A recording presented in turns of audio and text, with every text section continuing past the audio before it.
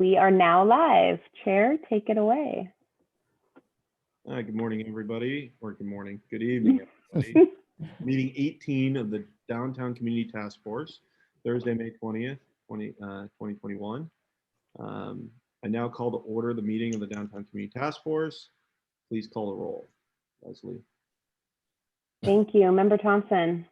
Here. Member Ondersek. Here. Member Mayer. Here. Member Von Hune. Here. Member Vargas Smith. Here. Member Reed. Here. Member Coyne. Here. Member Tai. Here. And Member Varjanet, who is absent today. She let us know ahead of time that she'd be absent. So is there a motion to excuse or not excuse Member Varjanet this evening? I'll make a motion to excuse. Second. Second. All in favor of excusing Member Varjanet, say aye. Aye. Aye. All opposed, say no. And Member Varjanet is excused. All in favor? All right, Leslie, will you please read DCTF meeting procedures into the record? Yes, thank you. Meetings are conducted by the chair in accordance with the following procedures. The chair of the DCTF directs all activity during the meeting. Any item on this agenda may be continued to a subsequent meeting. Special procedures or time limits may be applied to any items as prescribed by the chair. Copies of the current agenda and staff reports for each of the items on the agenda are available online on the Downtown Precise Plan website, as well as the City Clerk's website. Awesome, thank you. We'll now move to the consent calendar. The procedure for the consent calendar is as follows. Consent calendar items may be enacted or approved by one motion unless requested to be removed by anyone for discussion or explanation. There are no items on the consent calendar this evening. All right, moving on to general business. Leslie? Yeah, our first item for discussion is a discussion on implementation topics for the Downtown Precise Plan. Adam, do you want to do an intro to this or? Yeah, so the idea was that we talked a little bit about, making sure that we can obtain all of the communities or as many of the community's visions as possible through incentives potentially to, the development of the developer as we decide to move forward. And so I know staff is working on getting together kind of a broader list of what we can and can't do within the precise plan. But, since we kind of had a little bit of hole because WRT is not completed with their revisions to the precise plan that based on the pillars that we had, thought it would be really good to just kind of have a discussion and throw out some ideas. So that way we might be able to guide staff in the direction of what we're thinking and what we're looking at potentially. And then when we come together, staff will have their list of what we can and can't do, as well as Sergeant has done this before as well. And we'll have comments on what has worked and what's not worked in the past. So that way we're not having the discussion with everybody on the call. We can kind of pull together kind of a list like we did the pillars. So that's the idea. So I don't know if anybody has things to throw out. We can take, I got my pen and paper here. I'm sure Leslie does too. We can take notes. I'll open it up to the DCTF members.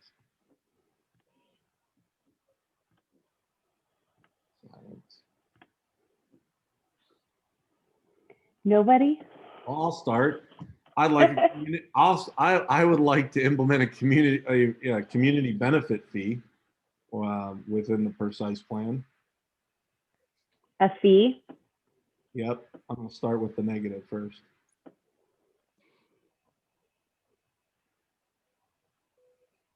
So that could be for utilized for art, public installations,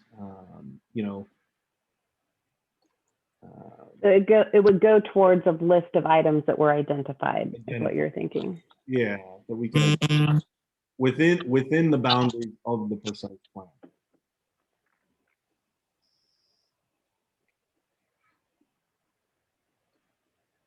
Anybody have anything else? Well, I'm all for some kind of organization or entity for the downtown area. I think there's a huge black hole there, a void of a disjointedness. So I know that was also on Atish's PowerPoint that was sent out. Just having someone running that downtown, marketing that downtown, organizing that downtown, collecting, communicating to all the stakeholders about the downtown, two-way communication. So that's definitely critical. So Leslie, we don't have anyone at the city currently that, I know we have a city manager that does like higher level, like city marketing and business improvement, but we don't have anyone specific for specific areas like the stadium area or anything like that, right? I know didn't we try to hire somebody for the stadium, but I don't know it ever went through, right? That I don't know about, but yeah, we don't have anybody specific. But the manager's office does handle sort of higher level economic development type work. That's what I was thinking. Yeah, I think there was some discussion at the council about creating this, the I Love Santa Clara campaign. And that was really just about to start when COVID hit. And so I think that got kind of backburnered with other priorities over the last year plus. So I think that may be what you're thinking about, Adam.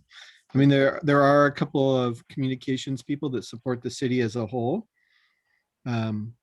There's, they do a lot. They do a lot of, the social media stuff that we do. They help with videos that we put out. They help with the blog stuff that we do. Press releases. What might be interesting too is to reach out. I know this probably is, it's just something to think about, is the Chamber of Commerce potentially too. They might be interested in kind of leading the charge for that. Right. Are we talking about the BID? Are we talking about something like the Downtown Association? Are we talking specifically about the downtown corridor versus the entire city? What are we talking about specifically? I think within this conversation, we can only specify things to the 10 blocks. Right. That morphs into a larger, if there's another specific plan, maybe for the station area, that and then maybe it morphs and combines. But I think at this point, Butch, to be fair, I think we can only talk about the 10 block area. Yeah, just wanted to make sure we were all on the same page, because with the city having communication people who handle the whole city, I think we want somebody specifically for the downtown. And then Adam, when you were talking about the community benefit fee, is that a different fee than a BID? Is that something like a developer tax we're looking at? Is it funds coming from a portion of the BID? Is it funds we're looking at from granting organizations? Because it would be a fee based off the development project proposal. So that would be a one-time, one-shot fee. So depending upon the amount, the second question on that becomes, as we continue to move forward on this community benefit, how are we going to sustain it? Because, and I think that ties into the BID at some point in time. Well, not only sustain it, but administer it, right? There's no paid city staff like a Office of Arts and Culture or somebody who would determine how that money gets spent and make decisions about, what events or art installations are directed to downtown or otherwise. Well, that's how, if you know, the downtown San Jose Downtown Association portion of the BID goes to them to manage it, and that operation works very well. So I strongly support going in that direction and having somebody, but also having not only the background and savvy to do the arts and culture and placemaking, things like that. But I also think that organization should be able to be involved with business recruitment and retention in the downtown. Also things like security and cleaning and whatnot. So it's not just program based. There's other pieces that should be a part of it, and having it all under one umbrella with their main focus being the downtown, I think is an advantageous way to go. So Butch, because you have experience with San Jose's downtown, are they using that to support basically their OpEx cost as they move Yes. forward? Okay. Yeah. Yeah, I was on the board of the Downtown Association for 12 years. So that basically the Downtown Association oversees the whole downtown. So do you see it more, I mean, you're making really good points. So is it more beneficial to maybe have a high one-time fee at the basically, to do the CapEx program, right? And then there's it reduces down over every year, though they pay for the OpEx cost. Yes, you could do that. You could do that. Yeah. I mean, because I think Depends upon how much the developer fee is. Is there enough in the developer's fees to put that into an endowment that then the Downtown Association, the BID, whatever it's called, can then pull the interest off the endowment and at least support part, if not all, of their operations, which will give them an opportunity to grow and develop their own income revenue stream. So I like that.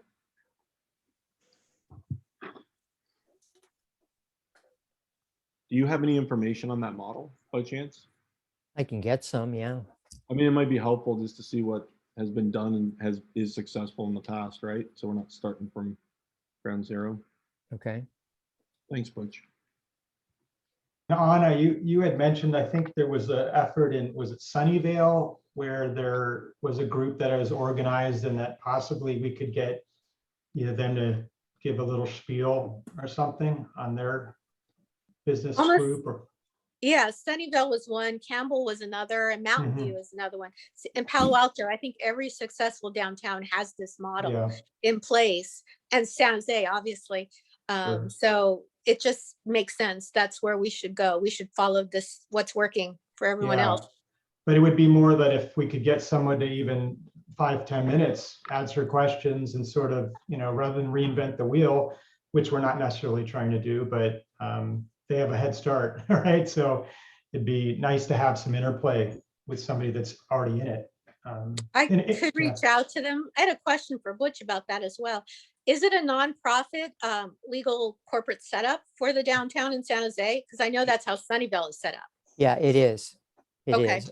And the city of San Jose gave the Downtown Association seed money to grow and develop. So they did things like music in the park, and they started with programming like that, but then expanded. So as I mentioned, things like business retention and recruitment became a strong component of them. They're actively involved in the Google project right now. Wow. So that's really important. That makes total sense. I mean, we have 300 tech companies in our backyard, and no one's really engaging with them on this particular level. I mean, having that entity or that model set up here would be ideal for all of us. Yeah, I like that idea. I'll reach out to Sunnyvale, see if that's possible. Yeah, thanks. It's a good sized city to kind of compared to San Jose or something. So. Chair Matthew has his hand up. Go ahead, Matt. Yeah, I like the idea of a major endowment that you can draw interest off of. That hasn't been my experience that's real easy to set up because it's a lot of money. But I think it's worth pursuing and looking what other cities are doing. The other thing that we've been experiencing is that there are times, and it gives you a little less control, but a particular property developer can actually sometimes be much more efficient in terms of time and costs in sort of providing the amenity, the whatever the goal is directly. So it's a little more difficult to coordinate, but that's something to think about. So, often it's a wide open menu, and if you can pick A, B, C, and you get a certain credit, and that may be broader than you're looking for, but sometimes in the development process, it's easier to integrate some of those goals and amenities as part of that process rather than collect fees and then try and do it through some sort of other administrative process. Yeah, I mean, for me, Matthew, I run into issues with the developers wanting wanting to actually implement some of these kind of, art installations and different things that really benefit the larger area in which the development's going into. And so, I mean, I agree that, we should balance it, right? I mean, there should be obviously, specific things to their development that add value and benefits to the public space, the realm within, the 10 blocks. But I still think that there's really an opportunity to make the downtown special, because that's what we have to do, is differentiate ourselves between why would you come here versus everywhere else. And I think having that public space very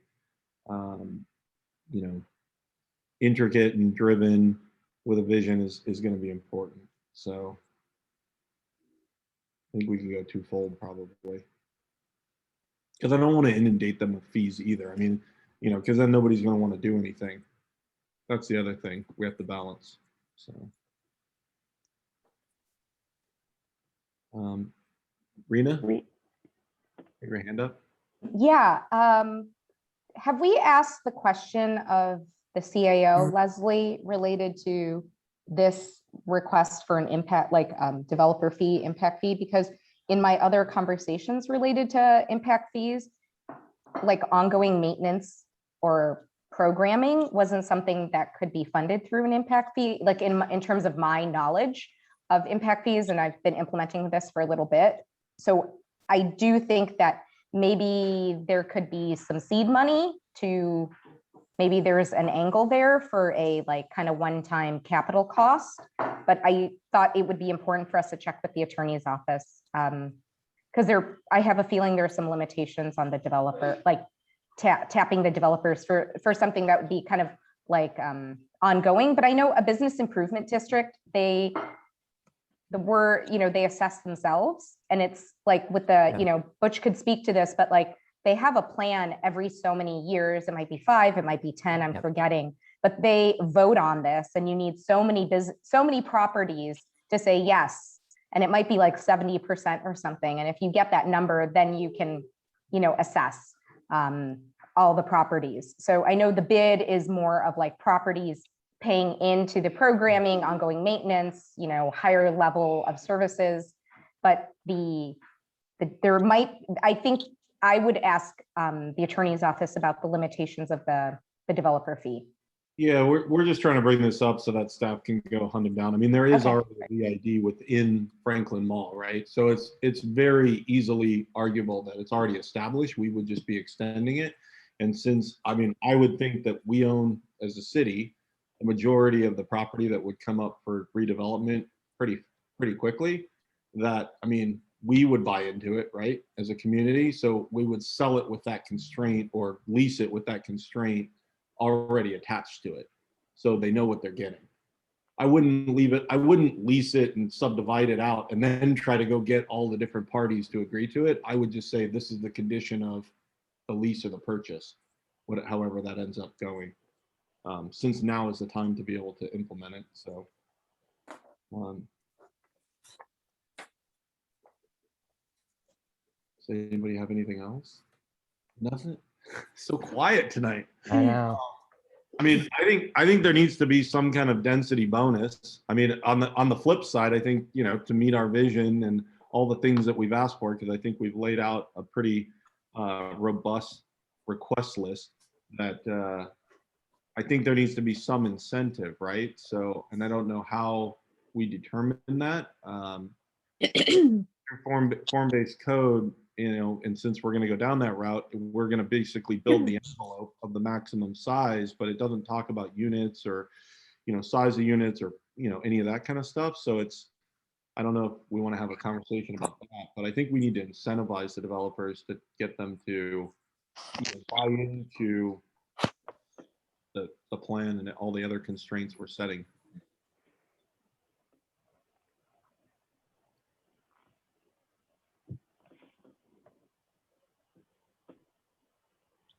So, Adam, I just want to make sure I understand what you're saying. So far, the developers are mostly looking at retail or ground floor as an amenity and not something that's going to generate any revenue for them.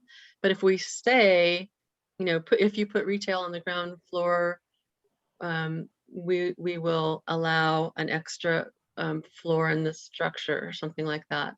Is that what you're saying? Basically a trade-off there? Some kind of trade-off to get, you know, if we want, you know, an extra, you know, more retail, or we want communities, you know, more open space, how do we do the trade-off, right? I mean, how do we allow them to have some flexibility so they know, hey, if we meet this requirement that you guys, or this request, I should say, that we're asking, then we'll get something in return, right? I mean, that's how it all works. I mean, I hate to say it, but it's horse trading 101. And can that expand out to other projects? You know, Dan's been talking about the movie theater project. So are we in a position that we could negotiate with a developer for something like that says, look, if you develop the theater, we will give you 5 more stories to be able to build housing on it, or something of that nature? Or is it strictly limited to things like retail? No, Retail, what the yeah. discussion's about right now, right? Is what do we want to ask for, and then city staff and the, you know, legal will go back and see if it's even feasible, right? I mean, Right. we're just having the discussion now of what do we want. We've kind of talked about everything we want, but now how do we get it, right? Because I mean, any developer is going to come in and say, you guys want the world, basically, which we do, but then how do we, you know, how do we make it, you know, something that enticing for them to say, okay, you know, it is worth, you know, giving out, you know, paying for part of a theater or something per unit, or, you know, building an art installation, or providing more public space, or providing retail. I mean, all those things that we struggle on every single development to negotiate. It's better to do it now up front so that everybody knows what they're getting into at the RFP level. And is generally the incentive program giving them more opportunity to generate revenue per square foot? That seems, in my experience, it seems to be housing is driving the revenue stream. It's the easiest to market and fill, and it also is still at this point in time getting the highest dollar per square foot besides Class A office space, which we haven't really talked a lot about putting a ton of office space down here. A little bit, but not a lot. Okay. And we wouldn't want to put a lot, right? I mean, none of us have said we want to just slam it with an industrial park, you know, commercial park. So, okay. I mean, one of the ideas is, I know there's been some talk about like some lofts and micro units, right? I mean, developers have been very resistant to that kind of model because it's not a product that they're normally or used to building and seeing, you know, sell well or lease well. So we've had struggles talking to them. I think there's only one that I know of, and it's not complete. It's on Corvin and Walsh, right? Or Kiefer at that point. Kiefer and Corvin. Andrew knows about it. But that's the only, I mean, I'm just trying to think, like, all the things that we've talked about. I mean, if we're going to let them just build luxury apartments, we're going to get one type of product because that's the one that generates the most fee, Right? the most revenue. We have talked about having office space there, though, to some degree, to drive the lunch crowd, right? And it's part of the 18-hour downtown vision. No, It's probably just smaller format office, you know. Yeah. Like a mid-level office as opposed to, you know, whole building is Headquarters. 10 stories, Yeah, of office yeah. space. I mean, I'm just saying, like, I think we've all kind of come to the conclusion that I think there'll be some office component, like a building, but it's not going to be like Coleman Highline or, you know, anything like that, where it's a full commercial industrial park, right? That's not what we're looking at building. So that's what I'm getting at. So residential is going to be the big bread and butter for them. So I don't know what anyone's thoughts are on that, like how we would tie it to, you know, density or what. Adam, I think that's a great idea, tying it to density. I think you had tremendous success. The city did as well. in getting Prometheus to sell the easements to Franklin and Washington. And that all came from the opportunity to trade it off for density. So I think it has worked in the past. And I think that's a really good angle to continue with to attract developers. So I'm in favor of that idea. Adam, you asked earlier about the Kuiper project. Did you want me to weigh in on something? Oh, no, I just said, I think that's the only development that they put micro units, right? We have some in Tasman East that they're proposing that. And possibly Patrick Henry, specific plans, but not built yet. Yeah. I'm not aware of any others. Okay. Also, I would just comment on the, Class A office. Office can be elusive too, in a sense, like retail. It's something communities always want more of than the market necessarily wants. But we had the whole study here about what kind of demand there might be for office, and we concluded there was some demand for the downtown. I mean, the other thing we could do with the office is we don't have to build an office tower. You can do some of the ancillary streets with first floor storefront office space that still gives during the day a vibrant activity, right? And then at night it's still partially lit and it still is an interesting to walk by versus just dead retail. And that could also be converted to retail later if it office moves out. The height, the floor plates are the same size roughly.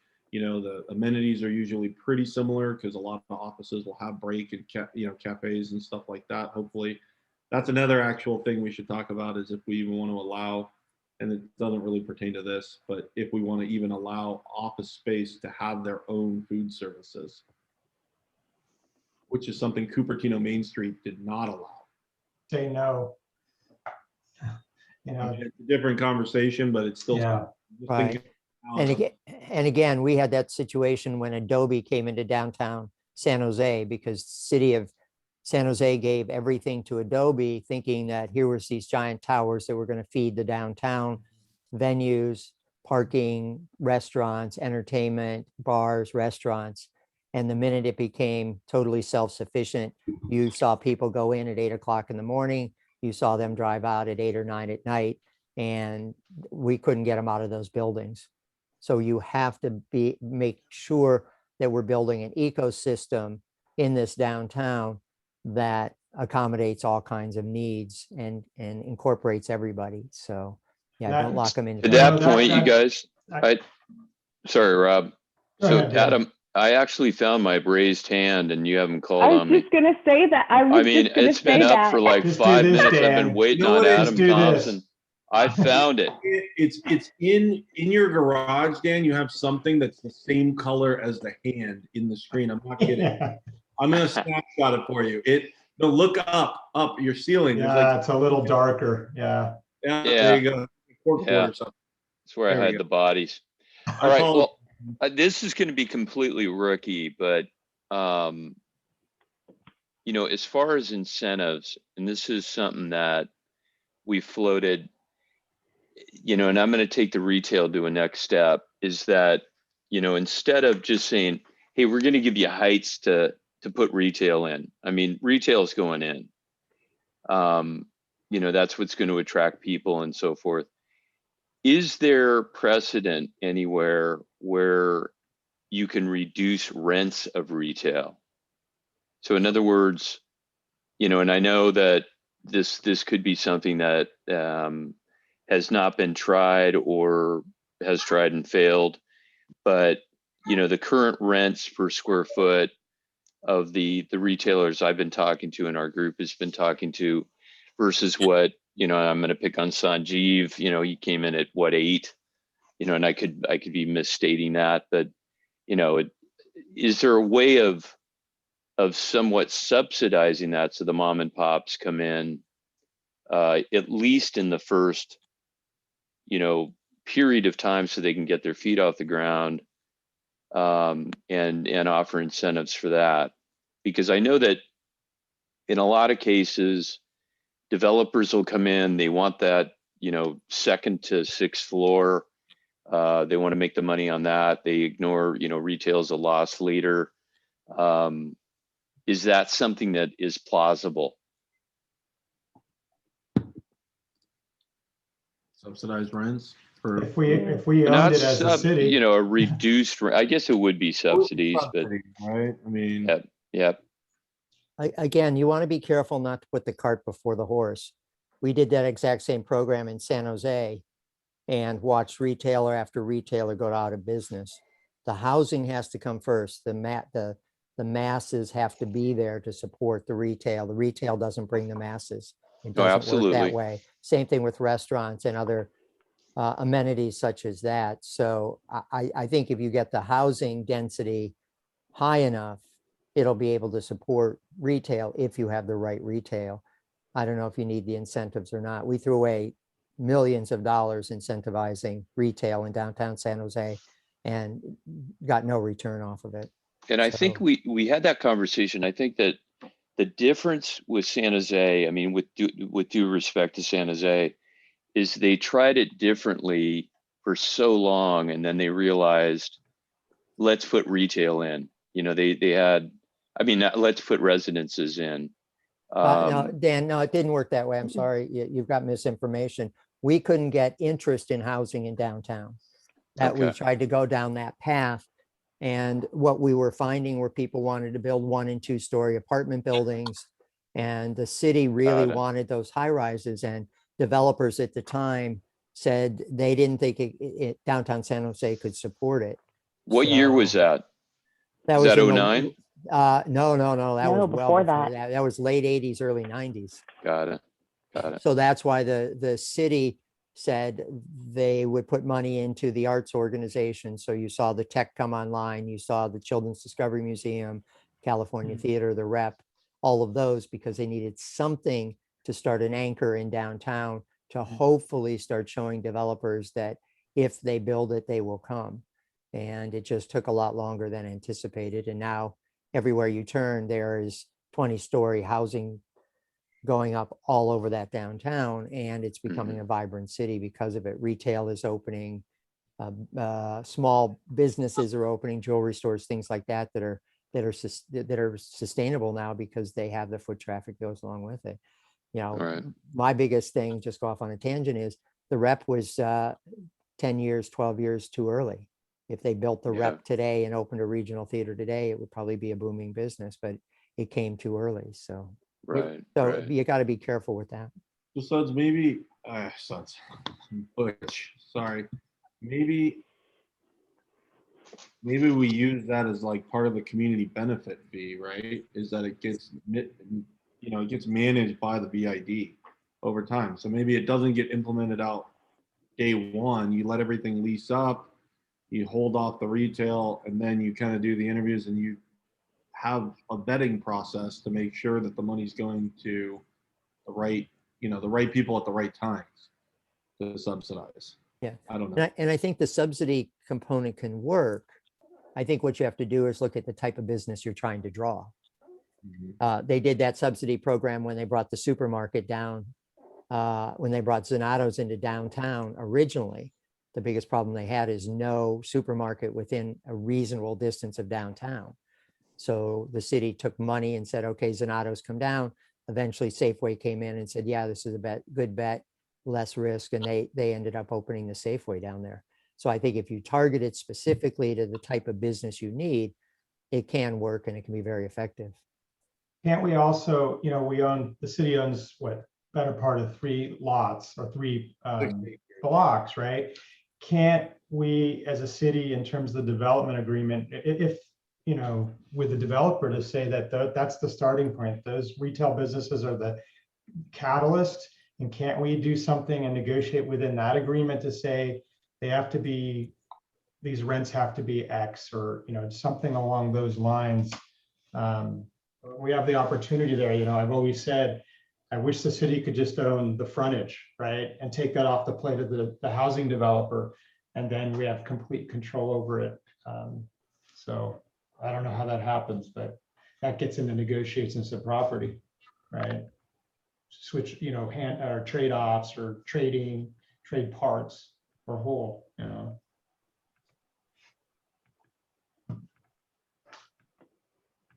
I think another one that really needs to be discussed is our parking ratio within the 10 blocks. I mean, I think that the parking is a hot topic for all residents and developers, in the sense of parking is a concern for residents because they don't want any development to be underparked and have parking spilling out into the residential neighborhoods. But at the same time, parking is so expensive and creates so much massing that it becomes a super big burden for developers to try to figure out how to squeeze it in. And if we're going the way that everybody's kind of expecting us to go, you know, development wise and transit wise, you know, vehicles are going to become less and less, you know, we're going to become less and less dependent on vehicles as time moves on. And those parking spaces built either in a donut or built in a podium deck are going to become unusable space, but we're strapping the development with that cost initially, which is sucking out a ton of value for all the other things we're looking to get. So I think that's another thing that we really need to talk about is parking ratios and what we're thinking of doing and how we, if we reduce a parking ratio from the city standard, which Leslie, what's the standard now? 1.5? Sorry. One for commercial. For residential. For residential, it's by bedroom. Yeah. I'll tell you. Doesn't in a it sec, vary 'cause I don't have it between memorized. for sale versus Sorry, rental? and I guess you should give us commercial too, and it's per 1,000 square feet or per seats, right? Per table. Depending on the use, yes. Yeah. Let's see. Parking. Right now, I think it's based on bedroom set count. Our current for residential, obviously. Yeah. Do you know what it is, Rena? Off the top of your head? I'm bringing it up. Does it matter if it's Nobody knows. I don't know. Well, off the no, top of my I can head. tell you that it's so high that we get PD zonings because of Well, it, that's the right? problem. I don't even, Right. yeah, So- I don't know either. Right, which we're trying to change with the zoning code update, and so Yeah. I can tell you, you know, where we want to propose going, but I actually, No, that was I not- haven't seen someone actually implement our we don't want to open that. parking standards. I know it's higher than what we normally have been doing in the area for like the Benton project and the Hunter Storm Gateway project. Those are all lower than the city standard because again, in those negotiations, one of the biggest struggles was parking to get past our costs. It's generally one per bedroom, right? So like two How many? bedroom, two spaces. It's one space per bedroom. For a one bedroom, you need one space. For a two bedroom, you need two.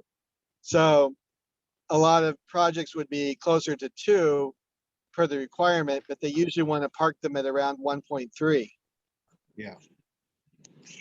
I mean, I've seen the data from a few developers, you know, over the years and from development all the way up the peninsula. And it's averaging right around, like you said, Andrew, 1.2, 1.3 right there in today's, you know, current climate, but they all feel like it's going to eventually be reduced, especially with, you know, the electrification of Caltrain coming in and we're, you know, within a quarter mile as well as BART coming in. So I really think, you know, I see it as an opportunity to kind of lead the way. That doesn't also mean that I'm not concerned with parking today, which is going to be needed, not only for the housing, retail, but it could, you know, I've always been a big fan of building separate parking structures that can support the basically whatever you want to call like overflow for the residential or anything like that, that can be converted or torn down and redeveloped at a later date. Because I think we have two problems. We have a problem of today we're still dependent on cars, and 20 years from now we might be in a completely different climate, but the building that we build today is going to last 50 to 100 years. So I don't want to, you know, hold us hostage to a 20-year conversion on something that's going to be existing for a much longer period of time. If you're interested, so retail, the current ratio is one space for every 200 square feet. The restaurant ratio is 1 space per every 200 square feet or 1 per every 3 seats, whichever is greater. And then office is 1 space for every 300 square feet. Okay, thank you.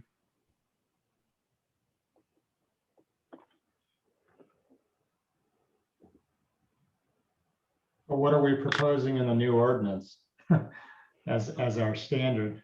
And that's I a, think, yeah. I think it's 1.5 flat. I can double check. Okay.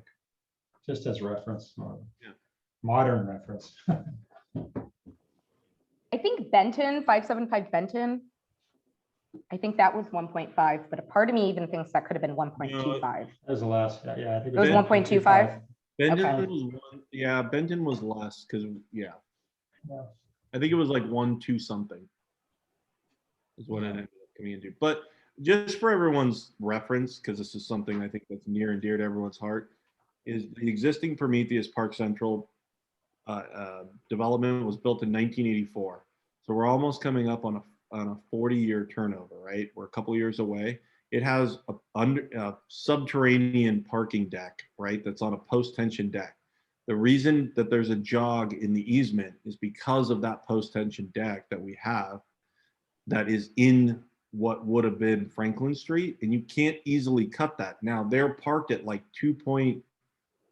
don't quote me, but it's over 2. I think it's like 2.2 or 2.3. I'd have to pull up the file. But they even admitted that they don't need that much parking anymore, and that's how we were able to shave off that back, because we were able to shave off all of their parking.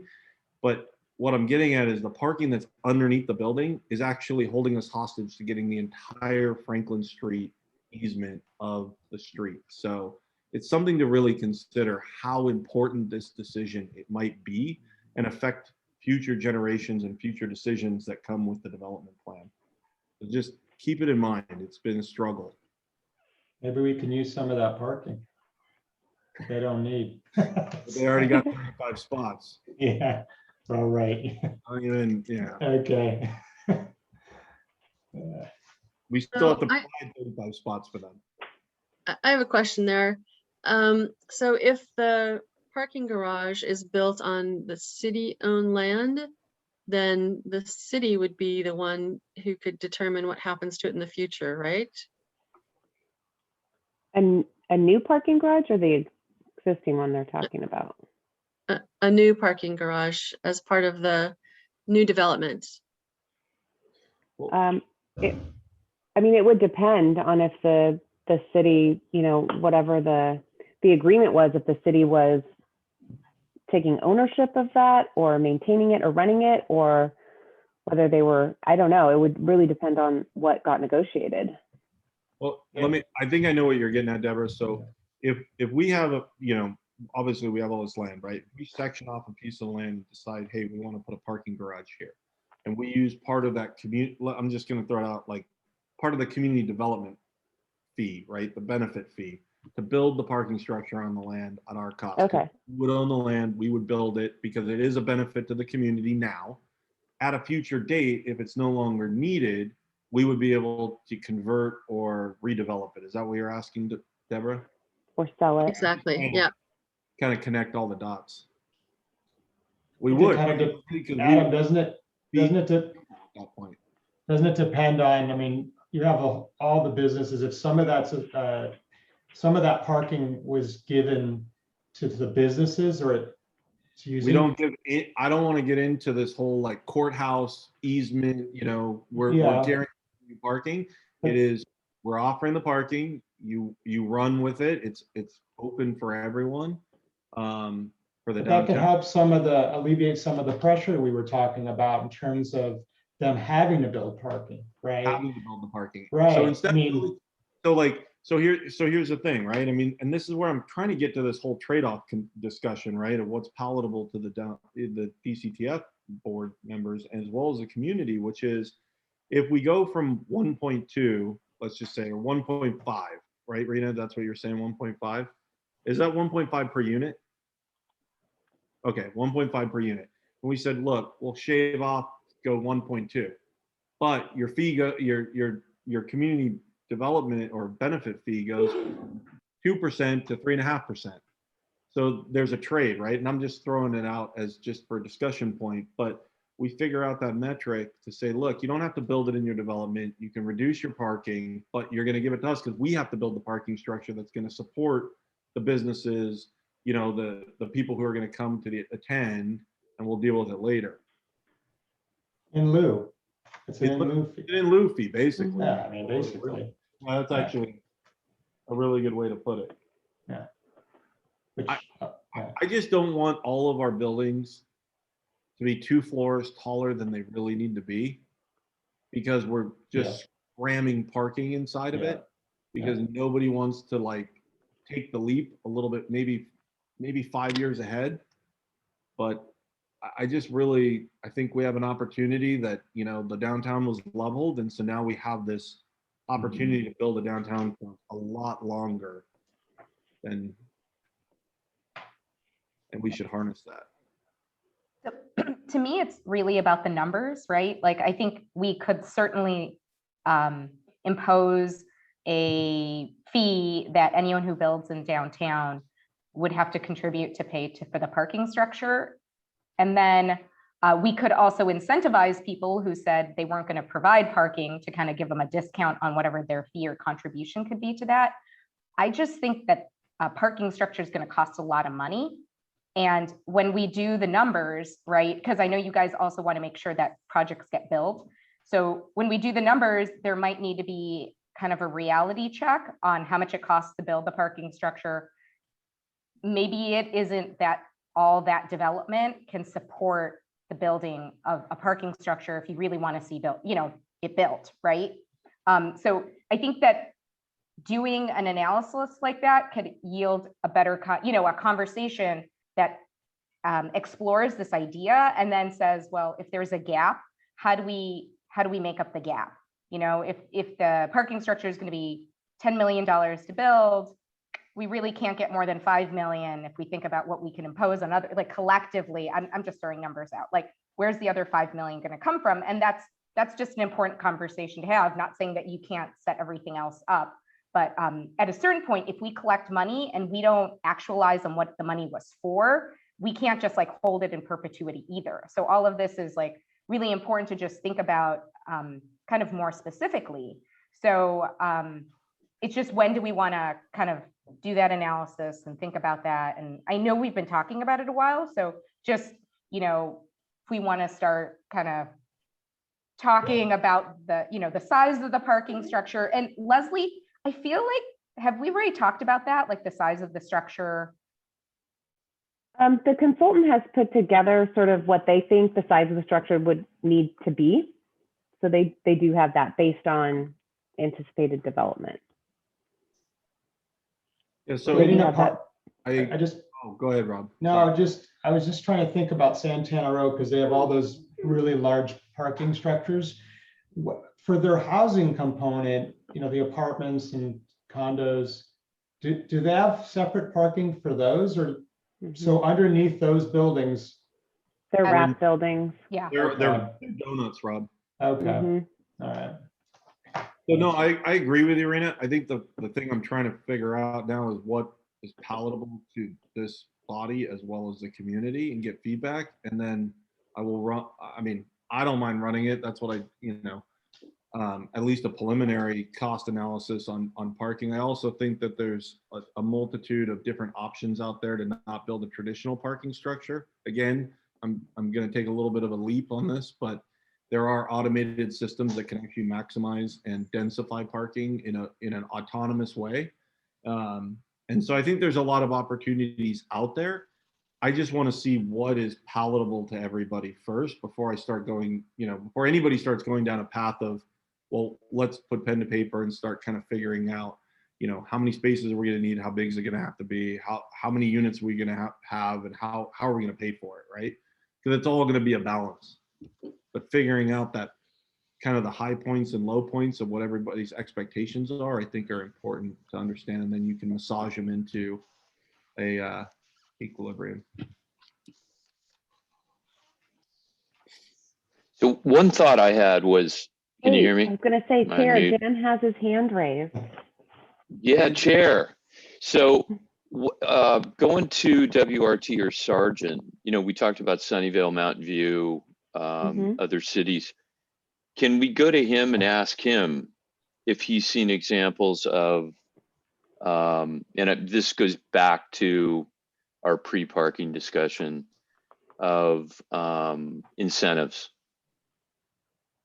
and Yes, I ask have that on him my what list. he's, okay.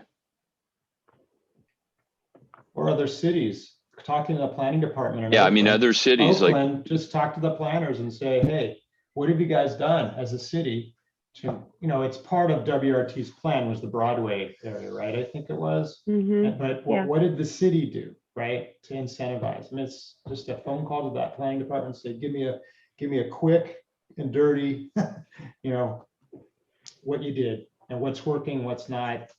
It's different because they already have a lot of old buildings there. I mean, but maybe there's a city like Windsor, I know, when I was a planning commissioner, and that's over, 12 years ago. I went to a conference and they said they were redeveloping and they hit it. They said they needed the council, the economy. There was a couple things they needed to get it going, but that's an example of a place, and maybe they have some information on what they did. It's 10 years old now or plus. But I do agree that like all the downtowns I think of that are of similar scale to Santa Clara offer parking very easily accessible.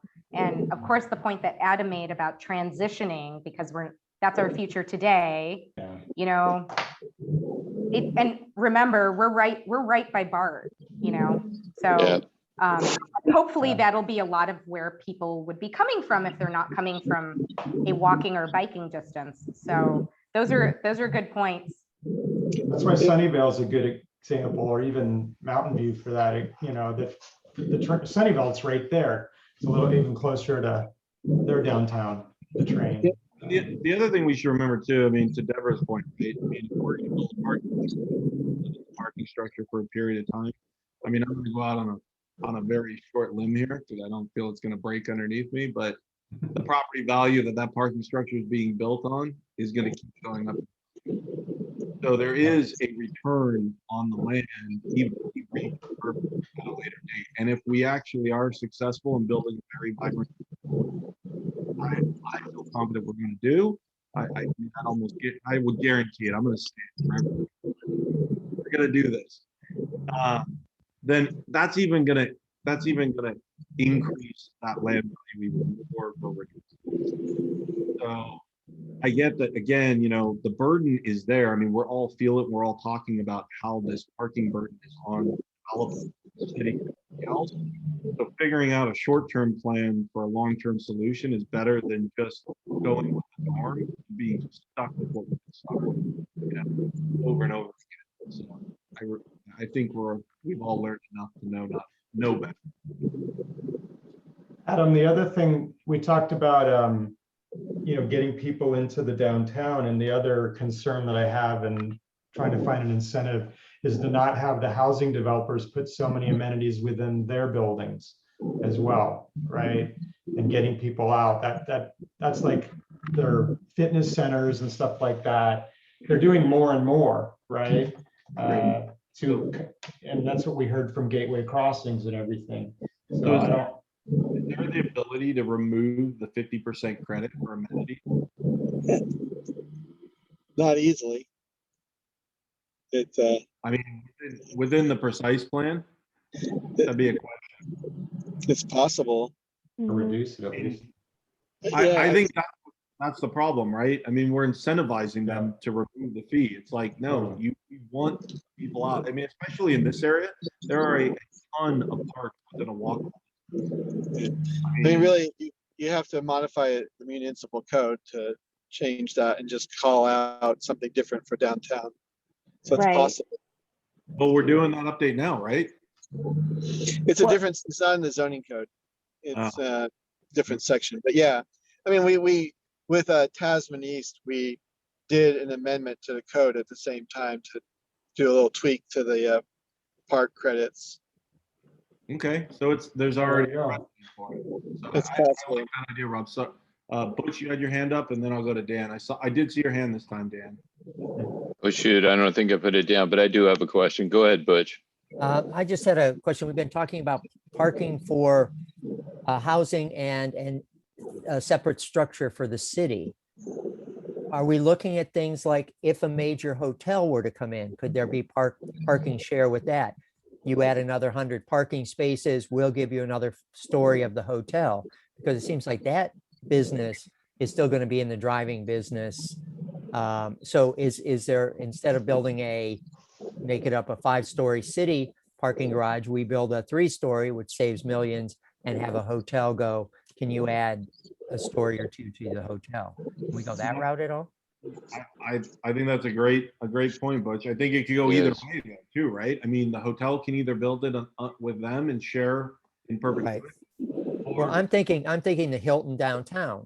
Yeah. When we negotiated the deal with the Hilton Hotel, Convention Center needed more parking, Hilton needed more parking. Hilton wasn't interested in building it. So the city, again, it was one of those joint projects that the city is very good at doing about, hey, Hilton, and now the Marriott, come build your hotels and we'll work out a parking arrangement so you can use it for the hotel, which you absolutely have to sustain your business, and it helps the convention business. So it was a win-win for both.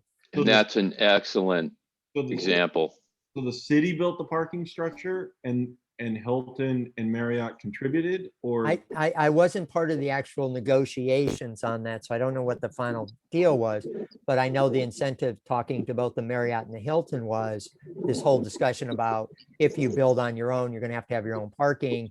Let's come up with a compromise where we both can work together and come up with a compromise. I don't know what the compromise was, but you saw the same thing with the Martin Luther King library. The city wanted a new library. San Jose State wanted a new library. I was part of those negotiations. And we sat down and said, there's got to be a way, instead of building 2 libraries, that we can come together and build one. And again, a very successful project for the city and for San Jose State. So as we're thinking about this downtown, it's those type of partnerships, thinking outside the box rather than going to a developer and say, hey, build housing, build retail, you build an office, you build a parking garage, you build a this or that. How do we get that partnership and synergy together that we're working in tandem, that everybody wins? Just my thought on that. Redevelopment agency. Yeah, but I think you can do that through the city. I don't think you actually need a redevelopment agency. There's other ways around it. Yeah. Dan still has his hand up. You know, I'm okay. I think I'll retract. Wait, do you know how to put it down? There you go. Look at that. Look, it took him 5 meetings to figure out how to 5. It was 18. 5. I think more than 5. I was trying to be 18. We're on DCTF 18. Now you can't figure out how to put it down. Well, we only started Zoom meetings in August, September, so not all 18. Okay, I am gonna ask this. So, and I know we're talking about small offices downtown, and I think this is for Andrew Arena. Is there a way of zoning where cafeterias are not included in offices?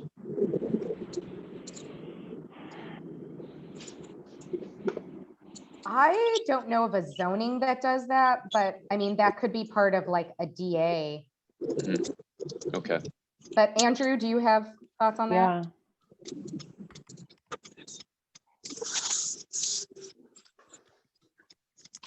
I don't know if We could you ask heard the me. attorney. We could ask Yeah. the attorney that question, right? I mean, Yeah, it's not, again, that's not a big whoop because it's know. the amount of square footage is not gonna, they probably won't do it anyway. It's not like a Coleman building, but Right. Not a big complex. yeah, correct.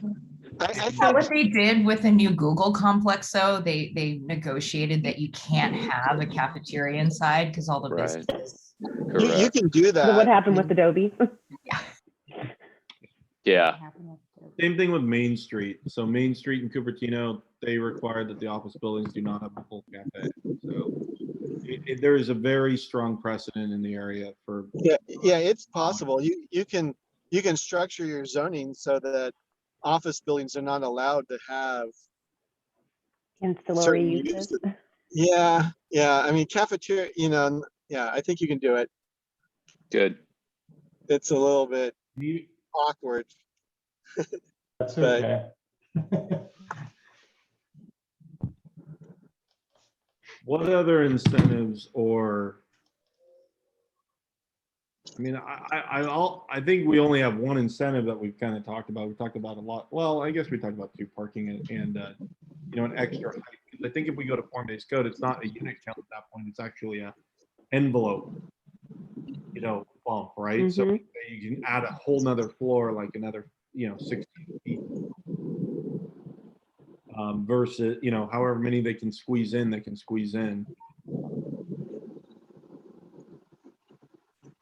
But does anybody have anything else, or do we want to wrap this up and move on to our next item? I mean, if you think of anything, we can always email Leslie in the next couple days and get our ideas out there, and then she can Add it to my send list. them off to Xander and also WRT, just for food for thought, so we can have a conversation. I don't think anybody wants to reduce retail or. Well, I mean, just generally, I'm going back to this, and I probably shouldn't, but if we built residential right now, and we talked about San Jose and having trouble filling up bedrooms. We all agree right now with the housing crisis that if they build it, people will come. This thing, is that just me? Yeah, I mean- I haven't heard of a housing development that hasn't been leased Yeah. out. So Or- I think there's a certain amount, at least, and I know it changes and it could change next year. Who knows, right? I just heard rents crashing in San Francisco. I've got a buddy he's got a flat that's at $2,000 where it used to be, I think it was 6,000. So you never know what's going to happen. Yeah, they moved out there. They heard that and moved up in a month. But with this, I think that's something we all know that if we build residential, we've got a certain amount of leverage there to ask for. We're not going to ask for the moon, but for certain amenities, and we should ask for those. So to Dan, your point, I don't know, city staff, if there's any discussion, at least on a city level, or anything that you know of rent control coming down for Santa Clara. Not that I've heard of, no. No? Okay. I mean, that's one thing. I mean, San Francisco is a different, it's got its own. No, this was market driven. This No, was. I know, Yeah. but it also has its own little market, Yeah, correct. Yeah, it's kind of an oddball. It's not but yes, the market has gone down. The other thing I was going to ask is, I had it, and then you start talking, Dan. I always do that to you. That's Hey. why I do it, actually. Put your hand down. Yeah. Wait, now I'm gonna watch this, Leslie. I'll goof him up again. Oh, I got it. I think we should also try to incentivize potentially upping the affordable housing percentage beyond the Santa Clara for also more density. Or not, I don't want to say like one or the other, or even dipping into the lower AMI levels, which I know are harder to get to. Mhm. So incentivizing them to go beyond the 15%, 80% AMI. So you want to dip down into the 60, 50%, then we'll up you. If you want to do a higher percentage, we'll bump you. But what that metric is, I don't know. But I think it's something to really consider. And again, I know density and everything's always a very hot topic. But an extra floor, I mean, it's kind of the argument I made with the Benton project, 318 and 357. It's pretty much the same impact. You're not going to feel it, but you know what? If you can get an extra 40 families that have, a better quality of life, isn't it worth those extra couple units that you have to give for market rate? So I think we really should be balancing that dynamic that's another thing. So. That's a agree. really good point. I was just Mhm. looking at the AMI, 80% AMI is still exceeding the average salary for a teacher or a firefighter. So if we really want to have, more working class people, we're not talking about very low income, but it would still have to be less than 80% AMI to reach to that market. I agree with that. Matthew has his hand up, as does Rena. Yeah, so 100% AMI is more than 2 junior professors at Santa Clara make together. Nothing personal. Having lived through that experience myself, it's really important to have that context because it's a real struggle. Housing is also extremely expensive to build. And so I just pose a caution that I think it takes a fair amount of assessment and analysis, Adam, of the different costs of more units or deeper affordability, because it can be a challenge. Part of the reason that costs are so high is that the construction costs are very high right now. So that would just be a cautionary tale. I wonder if Rena or Andrew could talk a little bit about the way that the state density bonus program would work and might affect this discussion.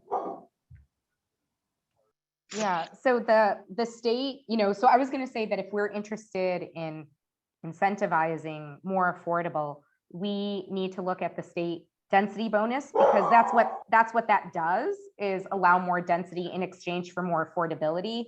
And more affordability does mean, it's like, I think at least 5% very low income units, or, there are various permutations, like you could do 10% low. Obviously the lower, what were you going to say, Andrew? Did you correct me? Yeah, those are the two in the state. Yeah.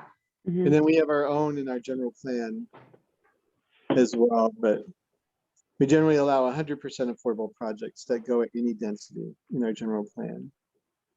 So for it to be a palatable incentive, we would have to offer more than what the state's density bonus, because otherwise they could just use the state's density bonus. So we should use that as a reference point, so that it becomes something that people would take advantage of. And the other thing that goes along with that that's interesting is that they can have waivers from design requirements that go with those. So that's where even with, I don't know how that relates exactly to a form-based code, but you might get a request for reduced setbacks or taller building height along with the density bonus, right? Because that density bonus wouldn't do you any good if the building heights don't allow you to have those additional units, right? So projects that are affordable in that way can request some waivers or exemptions from our concessions. Yeah. Concessions, is that the word? From our requirements. Both waivers and concessions. Yes, as we were talking about earlier, Andrew, is that we would raise the envelope of the building, right? Because we're no longer talking about DUs per acre anymore, since we're going to go to a form-based code. So at this point, it's really just what's your envelope? Yeah, and the whole density bonus system is based on the assumption that you're using units per acre. Yeah. So it's kind of an odd thing, but I guess they would just come in and ask for the waivers or exemptions from your design requirements. Correct. And that's what we're talking about, right? Is how do we incentivize them? And saying, well, our design requirements are, maybe, 65 feet. Well, now we'll let you go 96 feet. And the other part of it is that the construction type, right, makes a big difference to people too.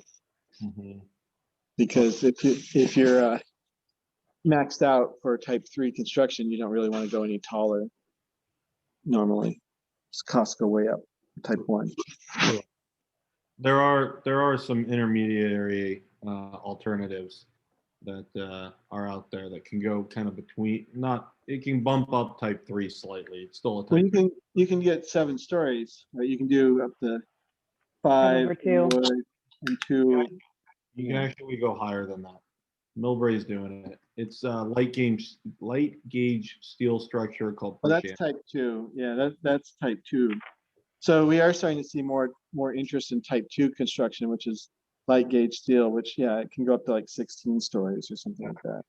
It's coming fast, and so I think there's definitely the ability to do it, and so I'm not gonna, this type 3 building, I mean, everybody wants to hang their hat on it, and I get the rents aren't high enough to get type 1, but there are alternatives that kind of brokerage the median between the two products. So if lumber prices keep going up, maybe the type 3 will be more expensive than type 1. you give it another week, and I guarantee you they're all going to switch.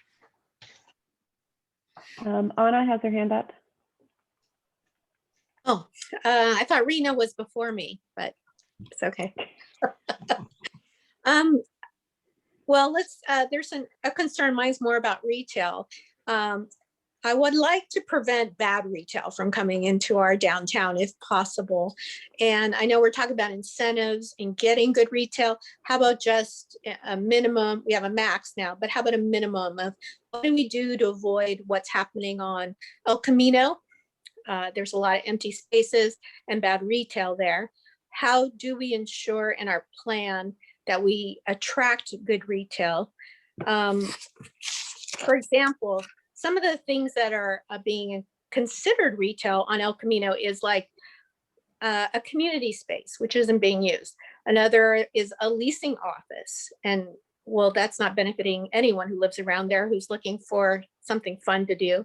Other things that those spaces are being utilized for are office related to amenities just for tenants. And so that means that us who live in the neighborhood really don't have a lot to do now because the developer says, well, I'd like to dedicate most of my retail to these amenities and maybe not something that's outward facing to the community. So my question is, how do we restrict that? Or how do we say, no, this retail really has to be geared for someone beyond the tenants, the neighborhood, people who visit the downtown. Can we do that? Yeah, we can put that in the plan. We actually put it in the El Camino Real specific plan. So we defined what retail meant and that there's a percentage of space that needed to be dedicated to what we defined as retail. And the remainder of the space could be lobbies, leasing offices, amenity space, but we did put a defined percentage of how much had to be active retail uses, not building amenity space. So yes, you can absolutely put that as a design standard in the plan. Good to know that's an option. Can you put a leasing office as a lower percentage? Because it's, once the thing is leased out, which it's dead. Mm-hmm. I mean, so, or maybe no, and so you don't get any credit. I mean, yeah, it's a good point on. I mean, it's similar to amenities within, like I was talking, is that they somehow skirt around some things, whether it's parks or, and so we really need to be a hard line on that, a good hard line, not a you know. The perfect example of that, Rob, and is the project on El Camino at the Calmar Cycles, the Miori restaurant. They had counted their leasing office as retail space. And caught it in the entitlement process. And, ended up having to actually retail on the Anna side of the Anna side of the street. Sorry, Anna. But yeah, it's definitely something that is, even in downtown Sunnyvale, there's leasing offices on all the corners. Really, the actual hubs of where the strongest retail would be able to be supported, and they have leasing offices. And it's like, it makes no sense. I mean, if I'm, going to lease a place, I don't care if I'm going on the ancillary street on the backside versus, right at the front. Like, it just provides no place. They're there. So but they didn't care about retail. Great point. It was all about housing, right? I mean, so yeah, we got to protect. in terms of that, you know. Great. Rena had her hand up. I don't know if she still wants to. Yeah, speak or no, not. I was just gonna say that we've talked, sorry, I've got a lot of background noise here. We've talked a lot about I'm trying to find a corner to like be at. The Hide in. yeah, hide somewhere.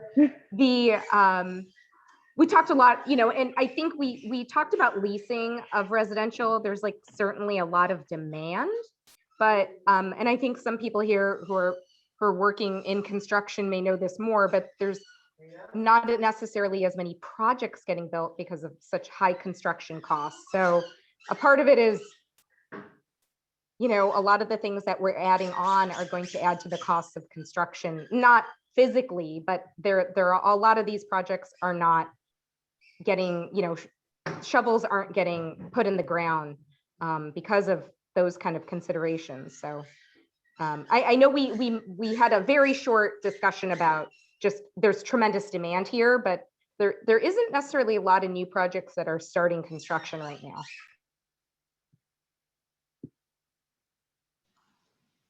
Because of I think costs. that has to. Well, I think there's a multitude of things, right? The construction cost has exploded in the last couple of months. Just mostly supply of materials is actually the biggest issue that we've found. I mean, all my projects have been impacted greatly. But yeah, I mean, everything's just going to keep going up. So costs aren't going to get any better. Now, you know, I hate to say it, but it is definitely difficult. Yeah, we're looking at an addition and it's just, there's no way. No, all the commodities have jumped. So, Yeah. and even raw goods. So it's been a struggle. So I think, and you know, I hope, you know, I try not to make a knee-jerk reaction at any point. I mean, this has happened multiple times throughout, you know, even my shorter career, being in the construction industry, and that is, you know, prices go up and down. They fluctuate very, you know, erratically depending on the market conditions and everything else. And so I don't think we should take into account that the immediate market conditions, because we just, you know, all survived through a year of a pandemic, make decisions based on those fluctuations. We should hold, I think, to the vision which we all have for the downtown and massage it as necessary when they actually go out for an RFP. And like Butch had mentioned earlier, when you start getting into the actual negotiations with the actual development team. And I don't think we break that vision now. It's we massage it later as we need to. Because the market conditions in 5 years, I mean, can be vastly different. We can go into a complete recession, everything can tank, everything goes down, fees. I mean, it literally fluctuates that fast. I mean, you see jobs go from 15% down to 4%. I mean, people are just trying to stay working. So I think we need to build the vision, and then I think there needs to be management of the vision. So.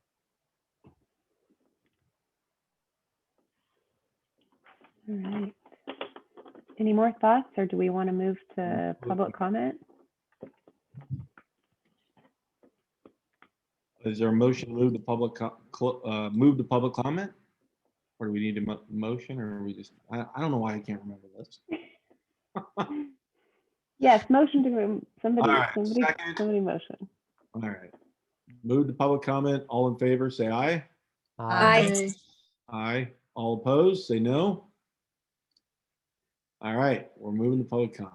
So I see two hands. Jonathan Evans was first, so go ahead, Jonathan. Hello, is the audio working? Yes. Awesome. So there was a lot of discussion from the downtown task force about kind of parking and the cost of parking. And I would recommend that maybe people on the task force or the city, or maybe people have heard of, Donald Strope has a book called The High Cost of Free Parking, which discusses a lot of these issues. And it covers a lot of cities that some of the solutions they've used to try to address parking, things from business improvement districts, parking in lieu fees, how cities helping put together programs for shared parking, the fact that you probably should just charge for parking in the first place to help fund the building of the parking, all the way to decreasing parking requirements because that to help meet parking demands. Because by decreasing parking requirements, it also makes it maybe more easy for developers to be able to afford the building, as I think was mentioned. And cities can use those fees to help offset the parking requirements with shared public parking. And I think as was discussed here, that's something that really the city should be considering. And there's many case studies in his book and other places online where you can learn about how cities like across California, like Pasadena, San Francisco, Palo Alto, Santa Monica, Berkeley, more. I know I think recently, I think it was Minneapolis or something may have just removed their parking requirements that use these solutions to build their downtowns and create a viable place where there's both viable enough parking for the businesses to keep them viable, but also doesn't end up with every single building needing 2 floors that are just housing cars, where you could be housing people or retail or other things that are more valuable to the community. I also wanted to, and I really think that as a city we need to not get stuck on thinking, oh, parking lots cost a lot. I mean, I understand we have to be realistic, but we need to actually look at what solutions are being used, not just in California, but across the country to help fund these things, because otherwise we're just going to get stuck with, okay, a bunch of buildings that build a, giant parking lots on the first floor and, create very unwalkable and, kind of a downtown we don't want. So let's try to keep that in mind as we're having these discussions and also look at what it is we can do, and not just get stuck in that development cycle. And then the other kind of thing I wanted to mention was that, we talk a lot about, well, we got to figure out what the developer wants. And, there's costs. And I understand we have to figure out costs, but is there any viability to keep control where the city could develop its own land? And, today, I guess we have an office building releasing, could we redevelop that office building into housing plus retail and actually build what we want as a city? I understand the city may not want to be a landlord, but is there an option there to keep that control? Because once we give up the property or lose it, then it's kind of gone for good, and you would lose that control kind of long term. So yeah, I think that's all I have for now. Thanks. Thank you, Jonathan.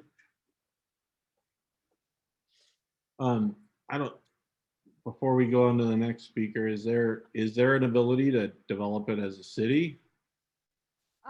It's probably more that we would retain it as a land lease, like a long-term land lease. And I think it would be maybe we don't have as, we do develop like capital projects, right? But I've seen this more done, if you look at our Related Santa Clara project, right? That's a land lease to Related, which is got an ROI that they figured out for their model based on the kind of development that they do, that it's okay that the city will own it eventually one day because it still makes sense for their pro forma, what the length of time that they'll own it. So the city could do a land lease if that's, what we find to be the right kind of thing here. Yeah. Do you know how long the Related land lease is? Sorry, I'm not familiar with that project. I know a lot of times they're like 50, 60, 99. 99 years. 34 and a half. Andrew, is it, do you know? I don't know what Andrew? it is. A lot of people do 99. I know it's not quite that sizable. It may not even be 50 years. We could come back to you with that answer. Okay. I mean, it'd just be interesting to see as a gauge. Right? You're talking about the Related Santa Clara land lease. Like, do you know how long that is? No, I don't know that one. We could come back with that. It's gonna, Andrew. Oh, sorry. Andrew. I believe don't we have some leases for some of the affordable housing projects that are being built in city property as well, long-term leases? Well, our affordability agreements have a time frame to them. They're typically like 55 years. Is that what you mean? But no, I mean city we have a few city properties that we put out for bid. Monroe Street project there. That one, I mean, that was how they proposed it to us. That that's a lease deal.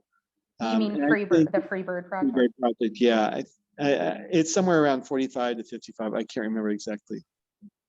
I would say that the question of the city actually being a developer that has significant complexities to it. I don't think the city has ever done that, especially for a residential type development with retail.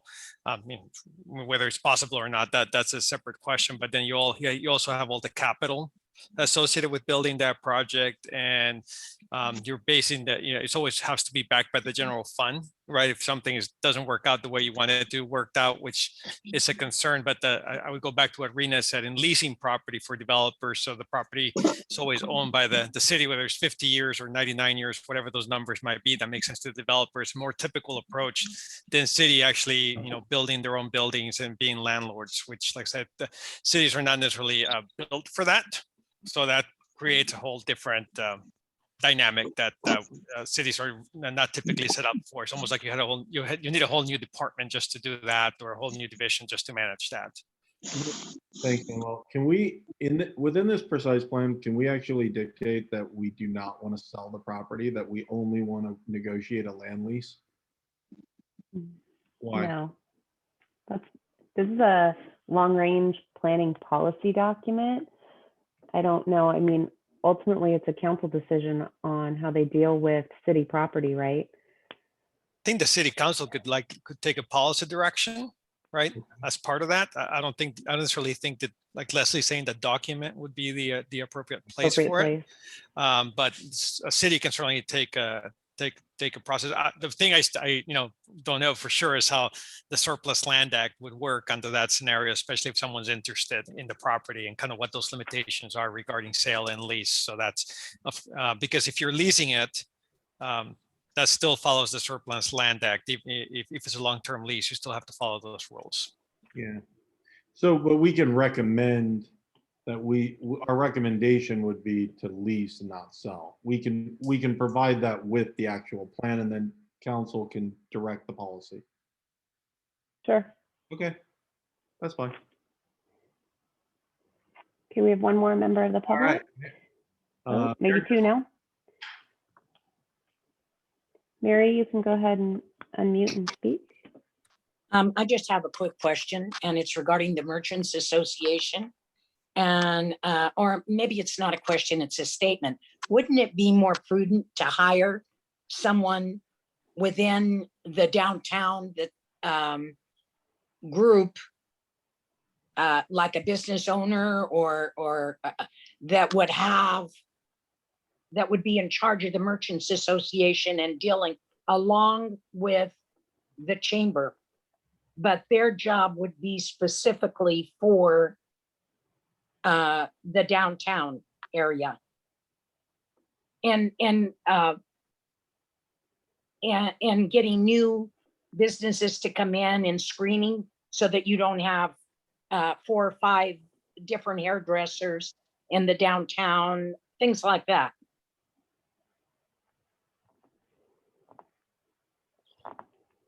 Yeah, today, Mary, we're just really talking about all the things we're trying to set up. I think your points are, really good and valid, and I think they need to be kind of flushed out and worked out within, the city and other departments that might be able to maintain it. I think our concern is just making sure, as it sounds like your concern is, that somebody's managing it, right? Mm-hmm.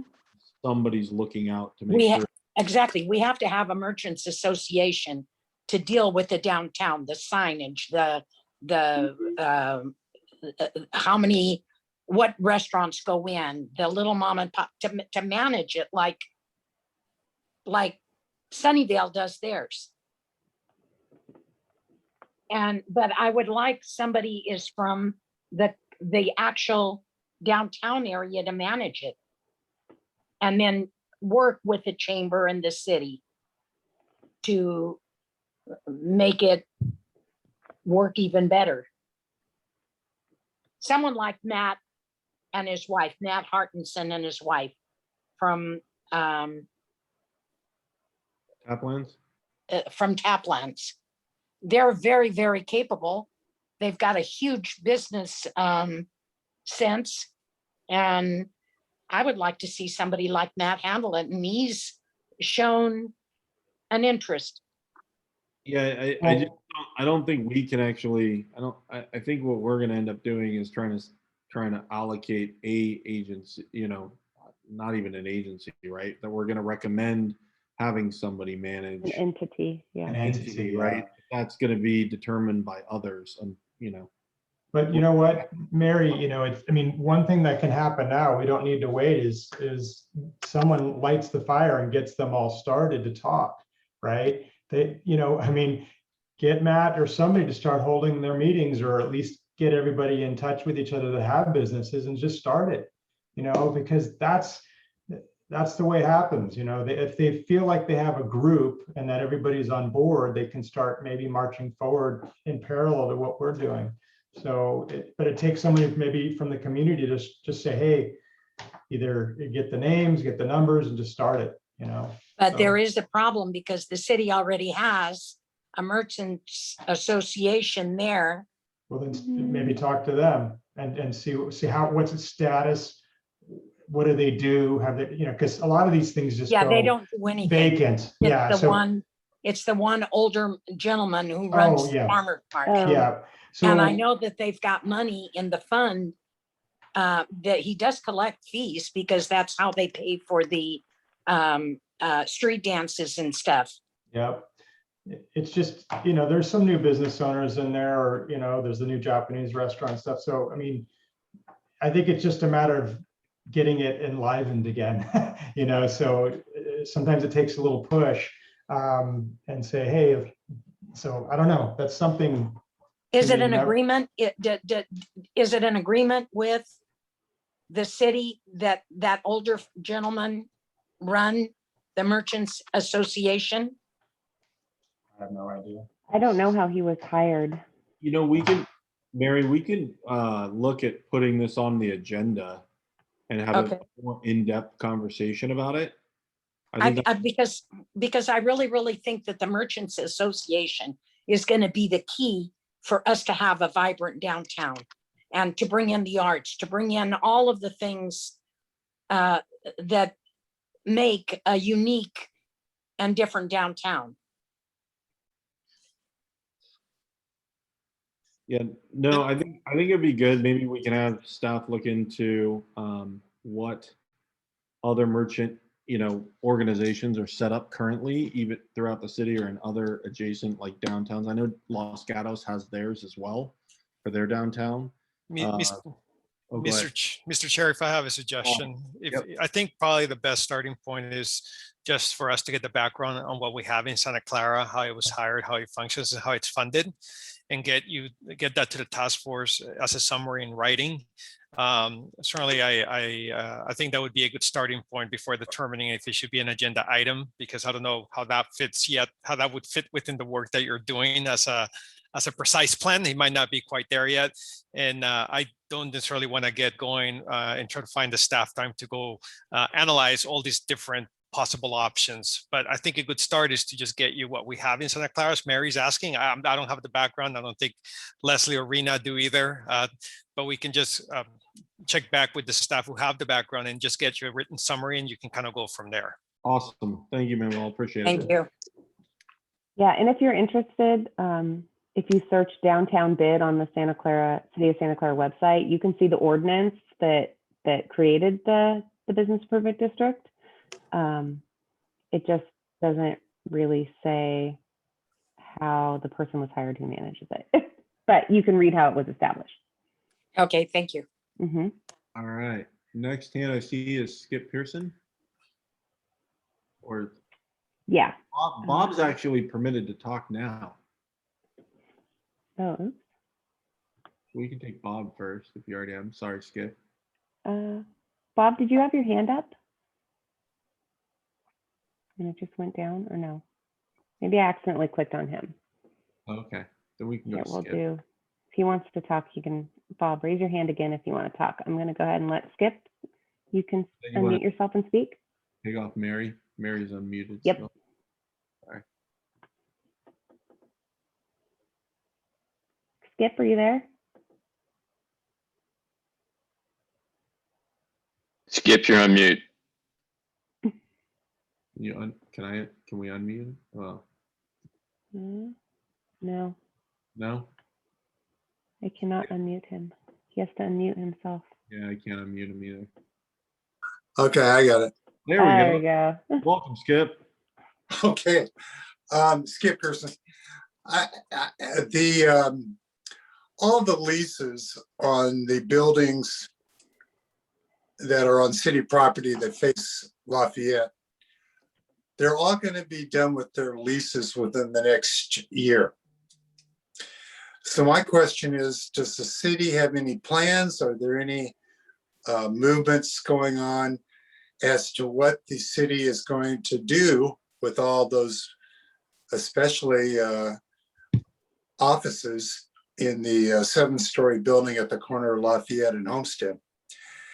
And based on what the first caller was talking about, I have something to suggest and was wondering if it was being considered. And that would be, I'm sure the city doesn't want to be a landlord for 50 different entities in the 7-story building. So I imagine the city will definitely want to rent it out to one entity if they can, unless they are possibly will move City Hall to the building, but that's another story. But has there been any consideration about the university leasing the 7-story building? And if so, perhaps in combination with that, with the city allowing the university to lease a 7-story building, maybe the university would build a 7-story garage next to the 7-story building. And the city, of course, would retain ownership of the land. And that would benefit tremendously the city because it's centrally located. The ingress and egress would be off Homestead as WRT has it laid out. And with glass elevators, it would dump people into downtown on either side. Glass elevators would be spectacular. Has there been any thought or conversation about that? And also, has there been any thought about when the city is going to rebuild City Hall? Thanks, Skip. So I know Manuel's probably going to jump in here, but I know I mean, I'll let you jump in, Manuel. Go ahead. No, that's fine.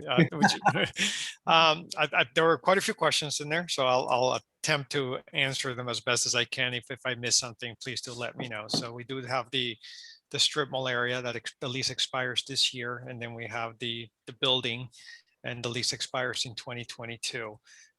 The way I'm not as familiar with the smaller strip mall area, but the building, the way it's being managed for many, many years, I think the agreement goes back at least to the 80s or so, is that there's the city doesn't do the individual leases. The city leases out the building to an entity, and then they're responsible for leasing out the building. So we're not doing individual leases with, there are a lot of people in those buildings that just lease out square footage.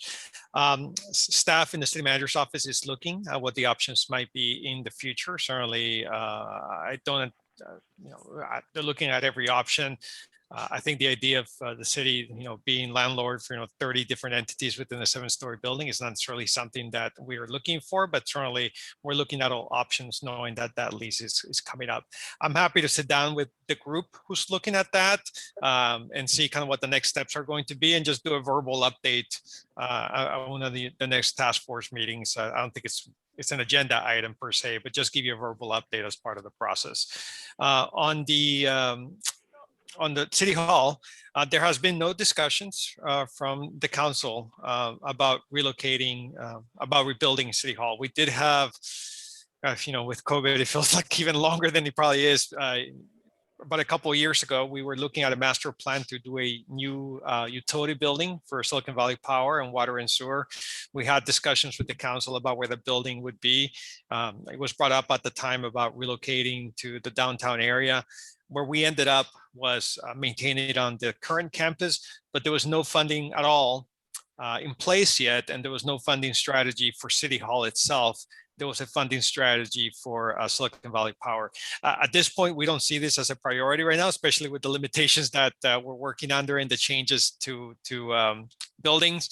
But as part of all those meetings and discussions, moving to downtown was not something that was considered as an option with the city council. We expect that process is going to stay on hold for quite a while, even for the utility building itself. And like I said, there was never any funding or funding strategy or any funding capabilities for an actual city hall building. It was just for the utility building. I can't speak to what the university would want to or not would want to do. I think that sounded like a very complex idea, but I can't speak to them or what they thought about it in the past. Certainly, if we have a city property, as you all know, we're required to go through a process to be able to sell or do long-term leases on that property. If it's a short-term lease, of course, we can do that differently.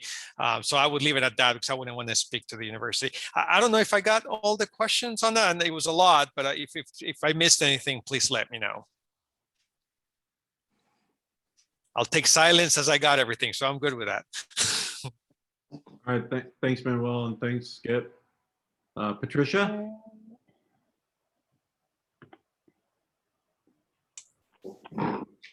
Hey, y'all, can you hear me? Yes. Cool. In general, like I'm kind of opposed to having the the city hall in downtown, in the sense that, you know, the active hours are going to be like very limited. Like it's going to be weekday during the day. And also I was thinking like with City Hall, in order for the building to function and give like appropriate level of service to the residents, it would take a substantial footprint in the downtown if we were ever to do that. We're not going back to the kind of like 3-room office, like old City Hall like we had before, like in the downtown back in the day. So like I don't think it's a wise use of land to put the city hall in downtown, but that's kind of to address that part. I do want to throw another type of development that may be possible. Like actually a couple of months ago, I had a chat with Alex Lee, who is our state rep. He is actually trying to introduce the concept of social housing in the state. So, you know, it's still in development. It's pretty popular in some European countries. Both our families have roots in Hong Kong. So like, we're very familiar with like the concept of those apartments that are owned by the municipality, and it's rented out at market rate in most parts. And like some of it is going to be income based. And I think that you know, that may be coming down the pike, like, you know, in a few years, and the state may have some framework and guidance on how to do those things. So I do want to throw that on the radar on the as part of development. So that's all I have. Thanks, Patricia. All right, is there any member from the public that has not spoken on the item?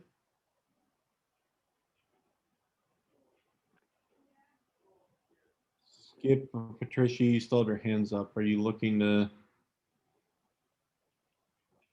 Oh, thanks, Patricia. Skip, are you looking to speak again? Well, Skip, did you want to speak again? Or your hands just got left up?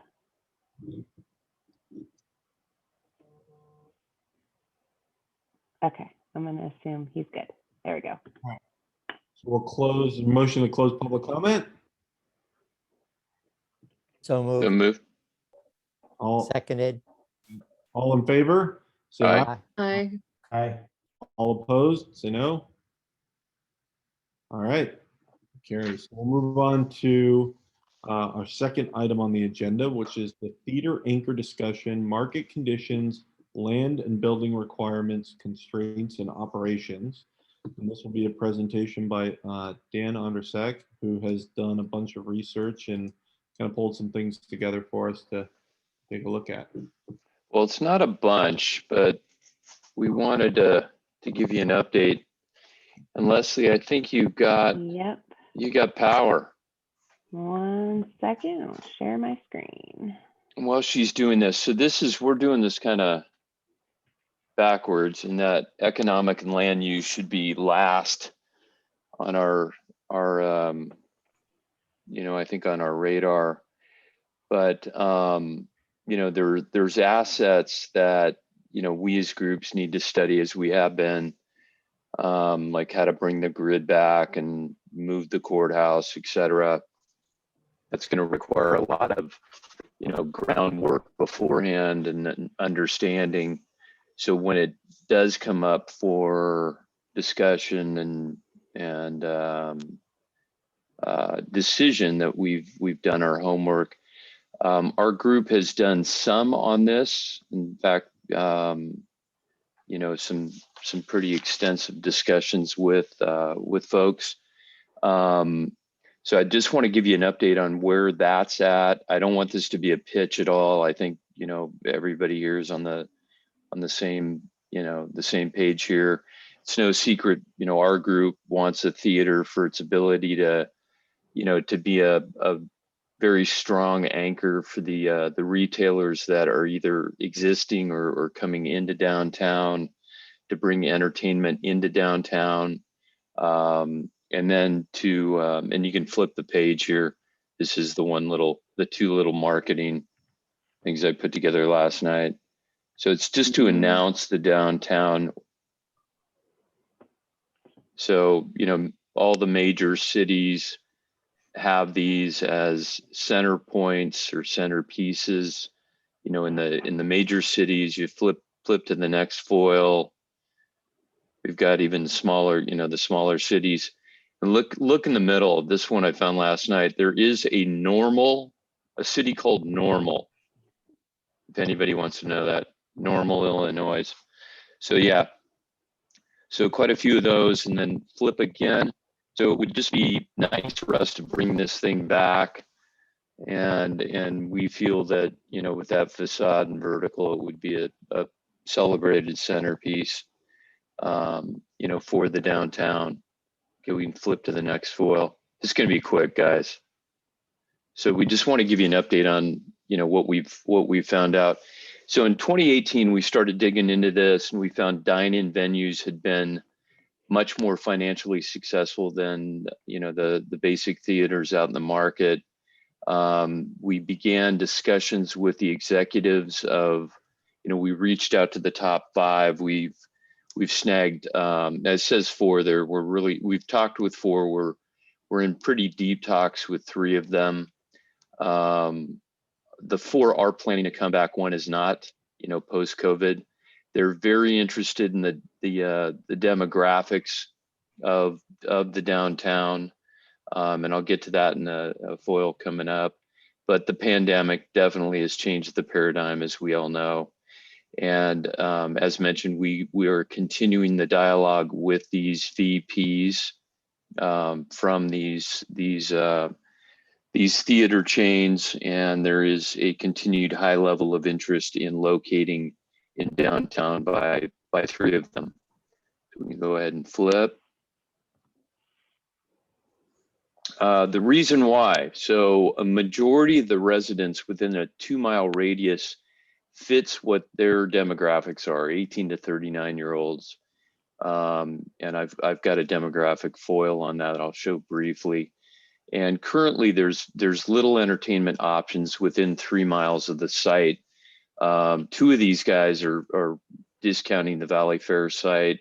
They were actually more interested in the Mercado, that, you know, what's the nearest Santa Clara theater, which is, you know, 5.8 miles away. You know, obviously the big snag is the big draw is Santa Clara U, with 9,000 plus and growing, being 1 block away. But also, you know, the new residences coming in, plus a very vibrant community in the quad outside of that, and then beyond that. So they see, you know, we had one executive, a senior executive, the number 1, actually the theater chain that started all this, fly out once he took a look at the land, and, you know, we talked with him, and he flew out and toured it. So that he's very, very interested in it. And the size of the original theater, or the site of the original theater, is an open parking lot now, and able to accommodate a number of single screens going out to Homestead versus a demo rebuild or a restoration. And you saw that on the previous foil. They had to restore the Mission in San Francisco. That was the Alamo folks. Okay, we can flip. So the demographics here are this is something Donna West came up with. Shows that that middle section is their sweet spot, and that really reflects a citywide demographic. It's skewed in downtown, closer to the 18 to 24, obviously because of the university, but they love that. And then next foil. So what I've, kind of haphazardly put in yellow is where the original theater sat with the vertical, and then the way it looks now.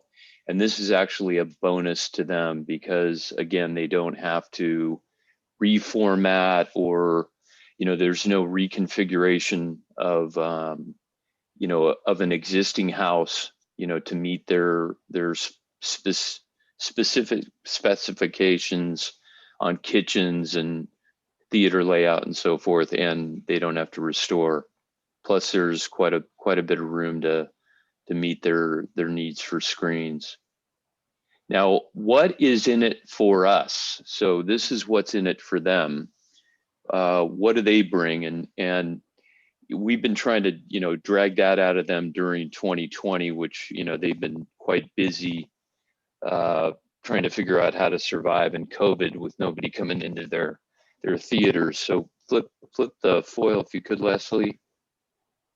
So what we found is in a normal year, and this is from the Senior VP of Corporate Development for one of the two tops, they're estimating 500,000 to 600,050 annual admissions. 60% of the attendance are on weekends, 40% Monday through Friday. So you've got not only an anchor, but the folks going to these movies, they go 90 minutes, 2 hours, what have you. They're on dates, they come out, they want to grab an ice cream, a drink, wait maybe wander a little bit and hit a restaurant. So it's not only an anchor, it's a very synergistic anchor. So I guess I am selling a little bit, but it's something that exceeded my expectations on what 50 to 60,000 a month is quite high. We could flip again. And what they need typically is a 9 to 11. This is an 11 theater complex that I asked for the floor plan for us, to take a look at.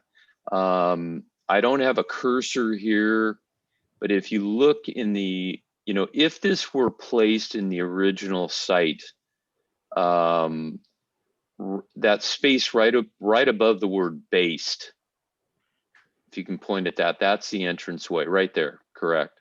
So that's where the vertical would be built. And one of the folks said we would rebuild the facade and vertical. Now, since COVID, I don't know if that's the case. To the right is a monster, what they consider a monster theater. It's about 200 seats, 250 seats for their bigger blockbusters. That, we've talked with them. They also have a bar on site. The bar would probably be located there because, again, now, and this isn't in stone, but if it were on the original site, what Leslie just drew in red is on Franklin, and that corner would be Franklin and Washington. That would be an ideal location for a bar, for their bar, so you could have in and out traffic for non-theater going people. And then, the bigger screen could be reconfigured to the back. Theater size is, I think I'm cut off on the bottom. I don't know if you guys are. 39,000 square feet. Yep, 39,000 feet, which is the plate of a standard parking garage. Normally people don't want to have their apartment right above the Avengers, 3 or Black Panther 2 or whatever, screaming incense around. So it's an ideal location for theater on bottom, garage, maybe a couple floors of garage up top. That's an idea. It doesn't have to be. The other thing they're up for is it doesn't have to be on one floor. They can configure this thing to 2 to 3 floors if need be, which they've done in this specific company has done in New York. I think they have a 3-story complex there. They've got a 2-story complex in Texas. So, but it's basically 39,000 square feet, which would yield, 500 to 600,000 ticket sales based on 11 screens. So next foil, these are the challenges that we've heard in conversations over these last couple of weeks, because so if you can flip the foil. It doesn't want to flip. Oh no. Hold on.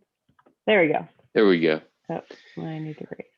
All right, so the main one is, and this is a starting point in their negotiation. Due to COVID, there's a lot of theater buildings that are empty and not coming back. So, in this VP's opinion, it's going to be challenging to justify building new. In the near future, they believe there's numerous vacant theaters to backfill. I've got a number of sources that are, that know these folks are out of the business, and their take is, yeah, they have to, they can grab a shell of a theater, but they're going to have to reconfigure it or reformat it. And there's a great deal of cost with that. So it's not going to be obviously as costly as building new, but that's not a turnkey situation.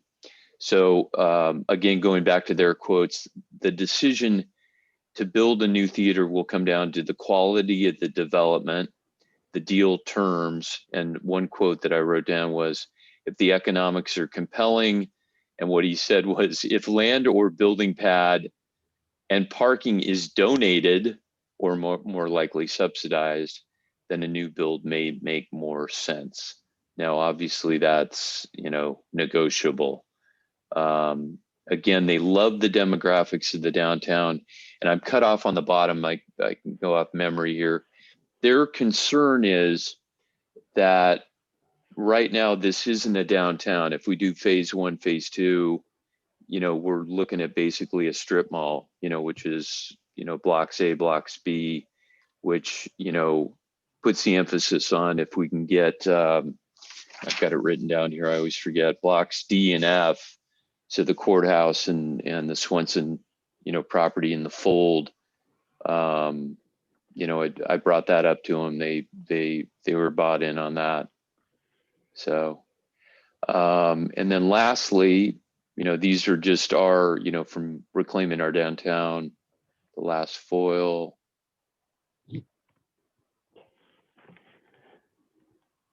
Is if we want to, again, break out a couple folks and talk with them, we can do that. I can do this off memory. There we go. So, Rod we can continue to do this on our own, but, obviously if the, members of the task force want to be involved in this, this conversation, or members of the city, obviously, to talk with them. And it's not, we're not signing any papers. We're just, we're spitballing basically on, what, so you guys can hear their level of interest in the site, what their requirements are to open a new theater, flexibility on square footage, on screens, on size, footprint requirements, and then, better understanding the benefits for the downtown. Because that's obviously that's the main thing is this synergistic with what we're targeting here? To us, it's a great anchor. and one that we're hearing from numerous members, of the 4,000 in our group, that theater comes up as number 1, number 2, number 3. So that we want to evaluate that. So from there, from those talks, we could have recommendations on next steps. So I just wanted to bring you up to speed on where we're at right now. Again, COVID has hamstrung us. We were talking with them, it wasn't weekly, but every couple weeks, and seeing them and so forth.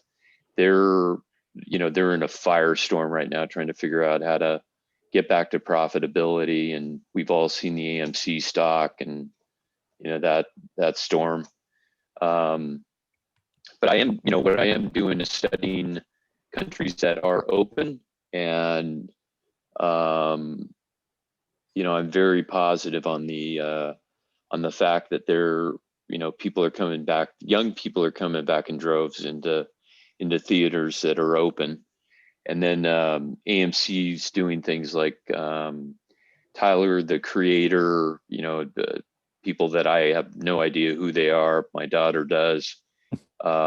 They're signing deals with these guys to do either live venues or video, video feeds into theaters, so that that can be another source of entertainment venue as well. So that's really all I've got. So Adam, I promised you 8 minutes. Well, any questions?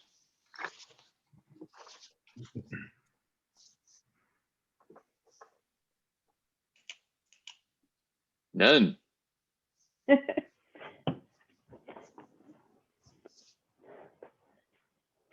Well, it seems like a pretty understandable position that based on the state of the market right now, they wouldn't want to be in phase 1 until they can really be assured of their projections that they're looking at. Yeah. So that's not a question, but just a comment. Right. I understand what they're saying.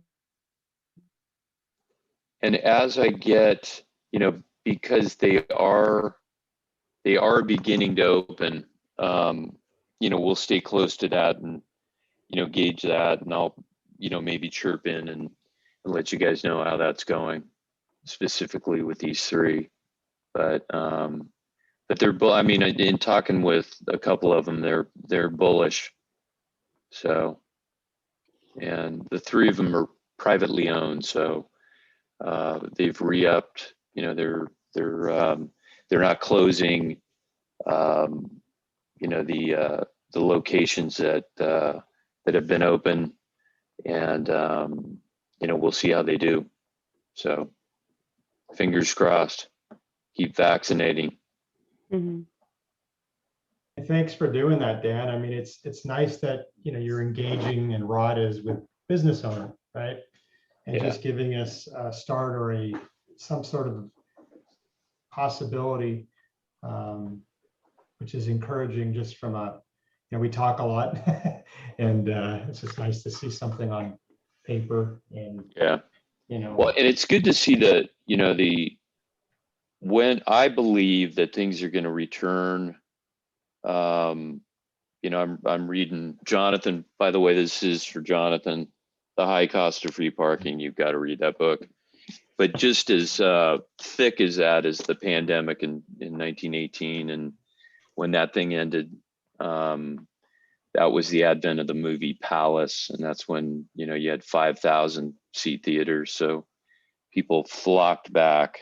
Mm-hmm. So I think there's going to be a thirst to get back out in the community and be amongst people. So, but to see that floor plan, it's something to be considered as far as, in our discussions with WRT, if that is an anchor we want at 39,000 square feet, it's where we could locate it, et cetera.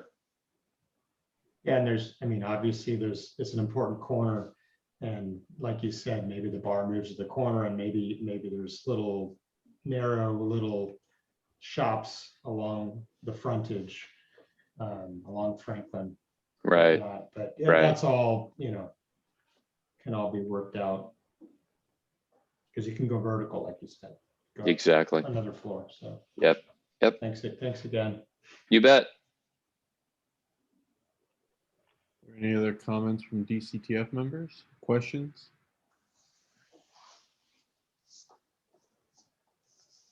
Rena?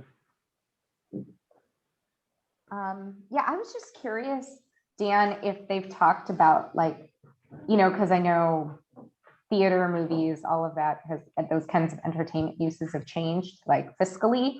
And I've heard, obviously like the food concession, alcohol sales, that's like a much more important component of their business model. Did they talk at all about that? Well, they don't, I mean, they're not going to come out and, open the books, but in my early days, I had a couple of, I used to restore these things like older theaters, and a couple of the guys I work for are now retired, but they're still, deeply involved with Tim League at Alamo and a couple of the other, the other chains. And it's, in the old days, they used to make the money on the Cokes and popcorn. They didn't make money on the movies. Now they're just making a ton on martinis, on, appetizers, etc. So it's a very lucrative business for them, and one they're dying to get back into. And you're seeing that. I mean, pre-COVID 2018, 2019, the AMCs and Regals and all those guys were just freaking out because they went, we're missing it. We're getting 1/3 of the profit that these other guys are getting. But it's something that, they're not having dinner there. They're just, chewing on stuff. So I don't think it precludes the restaurant business, which could be a concern. You put a business in there, people eat in it and then leave. My experience when I go is you have a couple cocktails, eat something, then you continue your date. You go grab a drink, wait a while, and then hit a restaurant. So I think it's real synergistic for the downtown. Any other questions, or we want to move to public comment? And Dan, if there are any questions, is this slide going to be available to everybody? Maybe sure. Send it out, and then if there are any questions, I had to edit one thing, and I did that before I passed it on. So yeah, no worries. So I can post the one on the Downtown Task Force website. The one I have, I can post that one. No worries. If there's any additional questions, we can email Leslie, and then Leslie can get the answers from Dan. Sounds good. I just wanted to say, Dan, regardless, and I hope a theater comes, but even if it doesn't, I really want one of those awesome marquee signs that are in like neon that says Santa Clara. I do too. Totally. Yeah.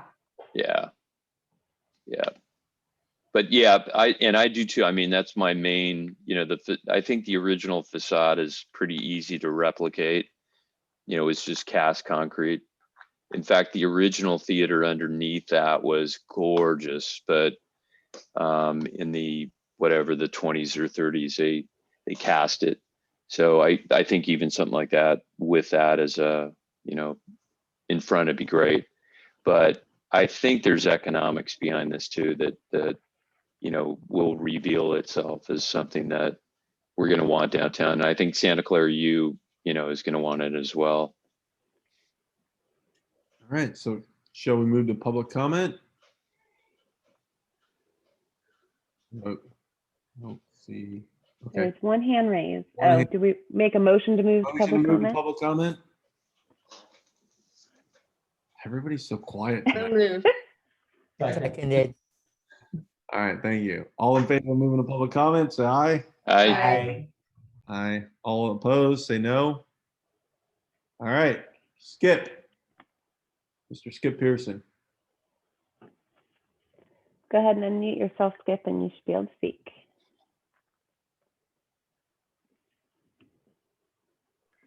Can you hear me? Yes. Oh, okay. I'm sorry. Don't have my glasses. Can tell mute from unmute. Amazingly, Dan and I have not coordinated what I'm about to say, but his research is so in line with what I found out about the size of garages. Last year, I looked at a big presentation online by the city of Boise, Idaho, on their public garage and garages. And in essence, in summary, they say that the very best size for a garage, public garage, is 6 stories, 6 stories of parking. And you can have retail on the bottom. You could have something else on top. And the best size is about 125 by 250, 125 feet by 250 feet, which is not that far from what Dan found out about the size that theater owners would like to have for multi-screens. Each city block in downtown Santa Clara is about 300 feet by 300 feet. So if you, in essence, take half of the block that's next to the 7-story existing building on Homestead and Lafayette, you've got a 6-level garage with a 1-story on the ground floor multi-movieplex that would satisfy what Dan found out would be the desirable square footage that movie people were looking for. And you could possibly have something on top, like a public park, a rooftop deck for restaurants or for watching movies within the stars. Downtown San Jose has been experimenting with that. It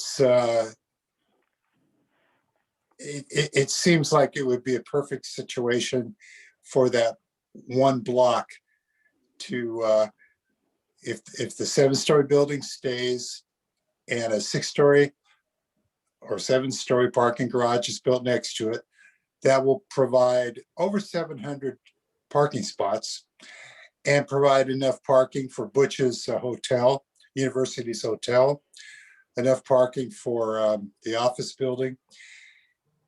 And most importantly, it will be all vacated at night. So the public parking spots will be available for the public at night to come and go to the movies and visit downtown. That's all. Thank you. Thank you, Skip. I see another hand, Patricia. Hey, I just want to throw in a couple comments about frontage. I just want to make sure, like, movie theater generally takes up a pretty large footprint, and we tend to think about maximizing like the building's footprint. But I want to make sure that we still get activation around the building. I was thinking like Prune Yard is actually a pretty good example where like the entrance has like a very good sized courtyard. Has one of my favorite restaurants right in front, like, and there's like outdoor seating right over there. So there's tons of synergy between, the restaurants and cafes and the theater itself. And also like the building's actually wrapped with retail. So like when you go around the building, there's actually a lot of different retail establishments there. If you want to like think about vertical, Redwood City, I think it's a Century Theater over there. It's a pretty good example where you actually go up and then actually on the bottom floor of that building is actually all eateries. So those are some of the things that we can kind of think about on that front. I don't know how we got back on the parking garage, but I just want to throw in the downtown San Jose, San Pedro Square parking garage now has kind of retail on the first floor, and that's actually a really good activation for pedestrians for that side as well. So just want to make it pedestrian friendly. Thank you. Thank you, Patricia. All right, any additional comments from the community? Don't see any more hands raised, so motion to close public comment, So moved. second. Second. All in favor of closing public comment, say aye. Aye. Aye. All opposed, say no. Public comment is closed. Are there any additional comments from the DCTF based on the public comment questions on the theater, or should we move on to item number 3? All right, move on to item number 3, discussion on the content and timing of the online community survey and preferred land use framework. So has everybody had the chance to go through the survey that Leslie had sent out, the draft survey? I did get some really good comments from task force members, and I have forwarded those on to WRT. Okay. And so they're making some edits to the survey. I have a meeting with them tomorrow to review it, but so if anybody has any other additional thoughts, I can pass those on tomorrow when I meet with them. So the only, I know you probably got my comments. So the only other thing I would say is really, I think we should hold off sending out a survey until we get a revised plan back and we're able to kind of digest it and add any questions that we might have based on that plan. Because I think this is, correct me if I'm wrong, Leslie, the last time we're expecting to complete a survey. Yes. So I second that. I think it should really be based on whatever we get back, and without having that revised plan, it's hard to see if any of the questions should be adjusted or altered or additional questions added or removed. So that's really my main thing. And then I think I had some other comments in there, but I guess that's my big point. I'm trying to raise my hand here. Just go ahead and talk, Dan. Well, I know we're all busy, especially right now. So if, because I literally had to do this like in between my son's graduation, but I got all my comments into you, Leslie. Yes. But if there's anybody that hasn't had a chance to look at it, please do, take a look at it and look at it from this, I know you guys are going to do this, but from the standpoint of the guy, the citizen that's, not that aware of everything. What struck me is, the architecture, although I saw some modern architecture I really, really liked. I think people are going to look at 8 of those pictures and go, that's the same thing. So, just take a look at it and, throw it out there. So if we need extra, I guess that's what I want to ask is, do we need extra time as a group to do this?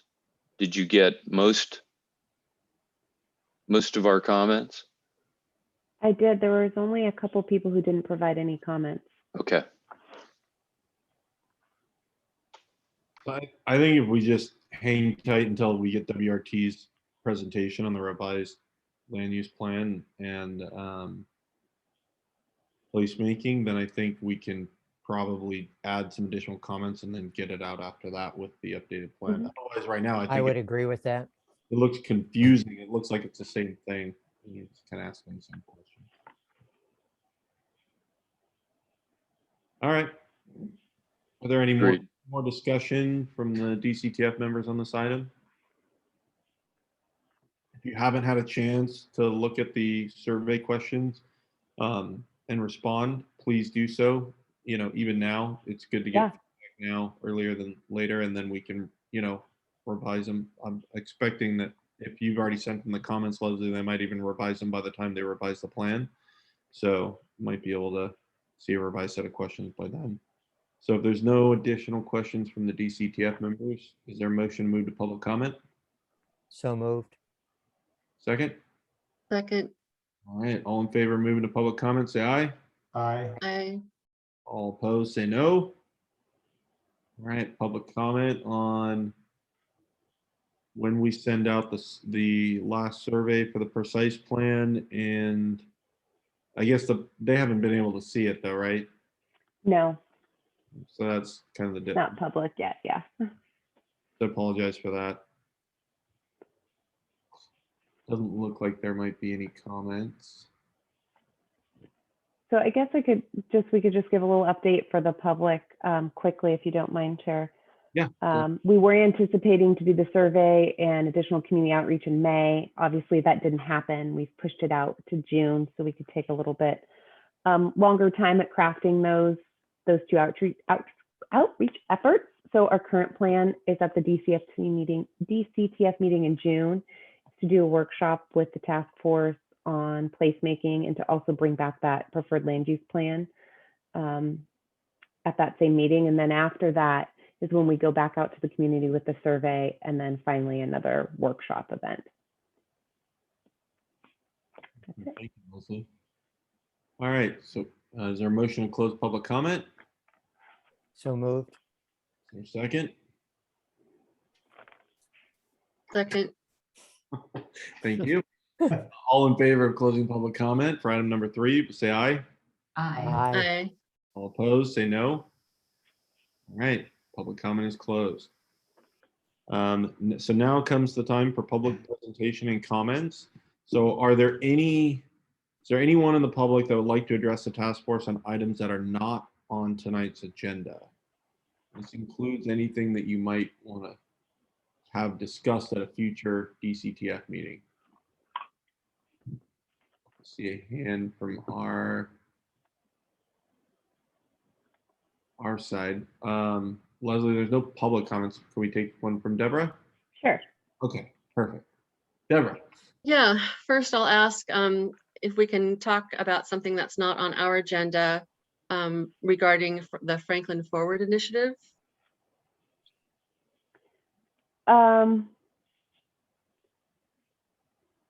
It's not on the agenda, so you could bring it up during public presentations, I guess, right? Yeah. Yeah. Okay. So we have a survey that's live right now at www.franklinforward.org/survey. And can I put that link in the chat? Yes, you can. Okay. Just be sure to send it to all attendees and all panelists. Okay. Great. We just are asking everyone to go ahead and participate in that survey if they haven't already. It's part of the community outreach that the Franklin Forward Project is doing. And we're also going to be hosting a Zoom meeting on June 8th and plan to submit a special use permit to the city by mid-June.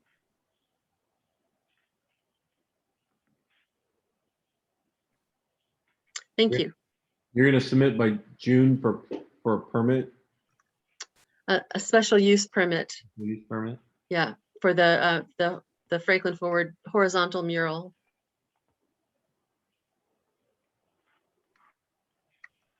Awesome. Thank you, Deborah. Thanks. All right. Is there a motion to close public comment? So moved. Second? Second. All in favor of closing public comment, say aye. Aye. Aye. All opposed, say no. All right. Is there a motion to adjourn the meeting of May 20th? So moved. Seconded. All in favor of closing the May 20th DCTF meeting, say aye. Aye. Aye. All opposed, say no.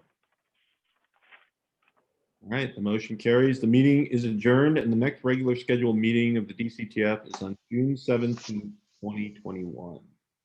And I found an error in the thing, but I'm not going to point it out. No, you did. Yes, I did. It says meeting to the May 20th meeting. Oh, man. I got all the way to the end. I was so close. Oh, I thought I was doing so good. I got it done early. All right. Well, thank you, everybody, for attending, public and staff, as well as DCTF members. Everyone have a great evening. Thank you. You too. Thank you, guys. Thank you. Good night. Bye. Good night. Night. Thanks, Leslie. Thank you. Good night.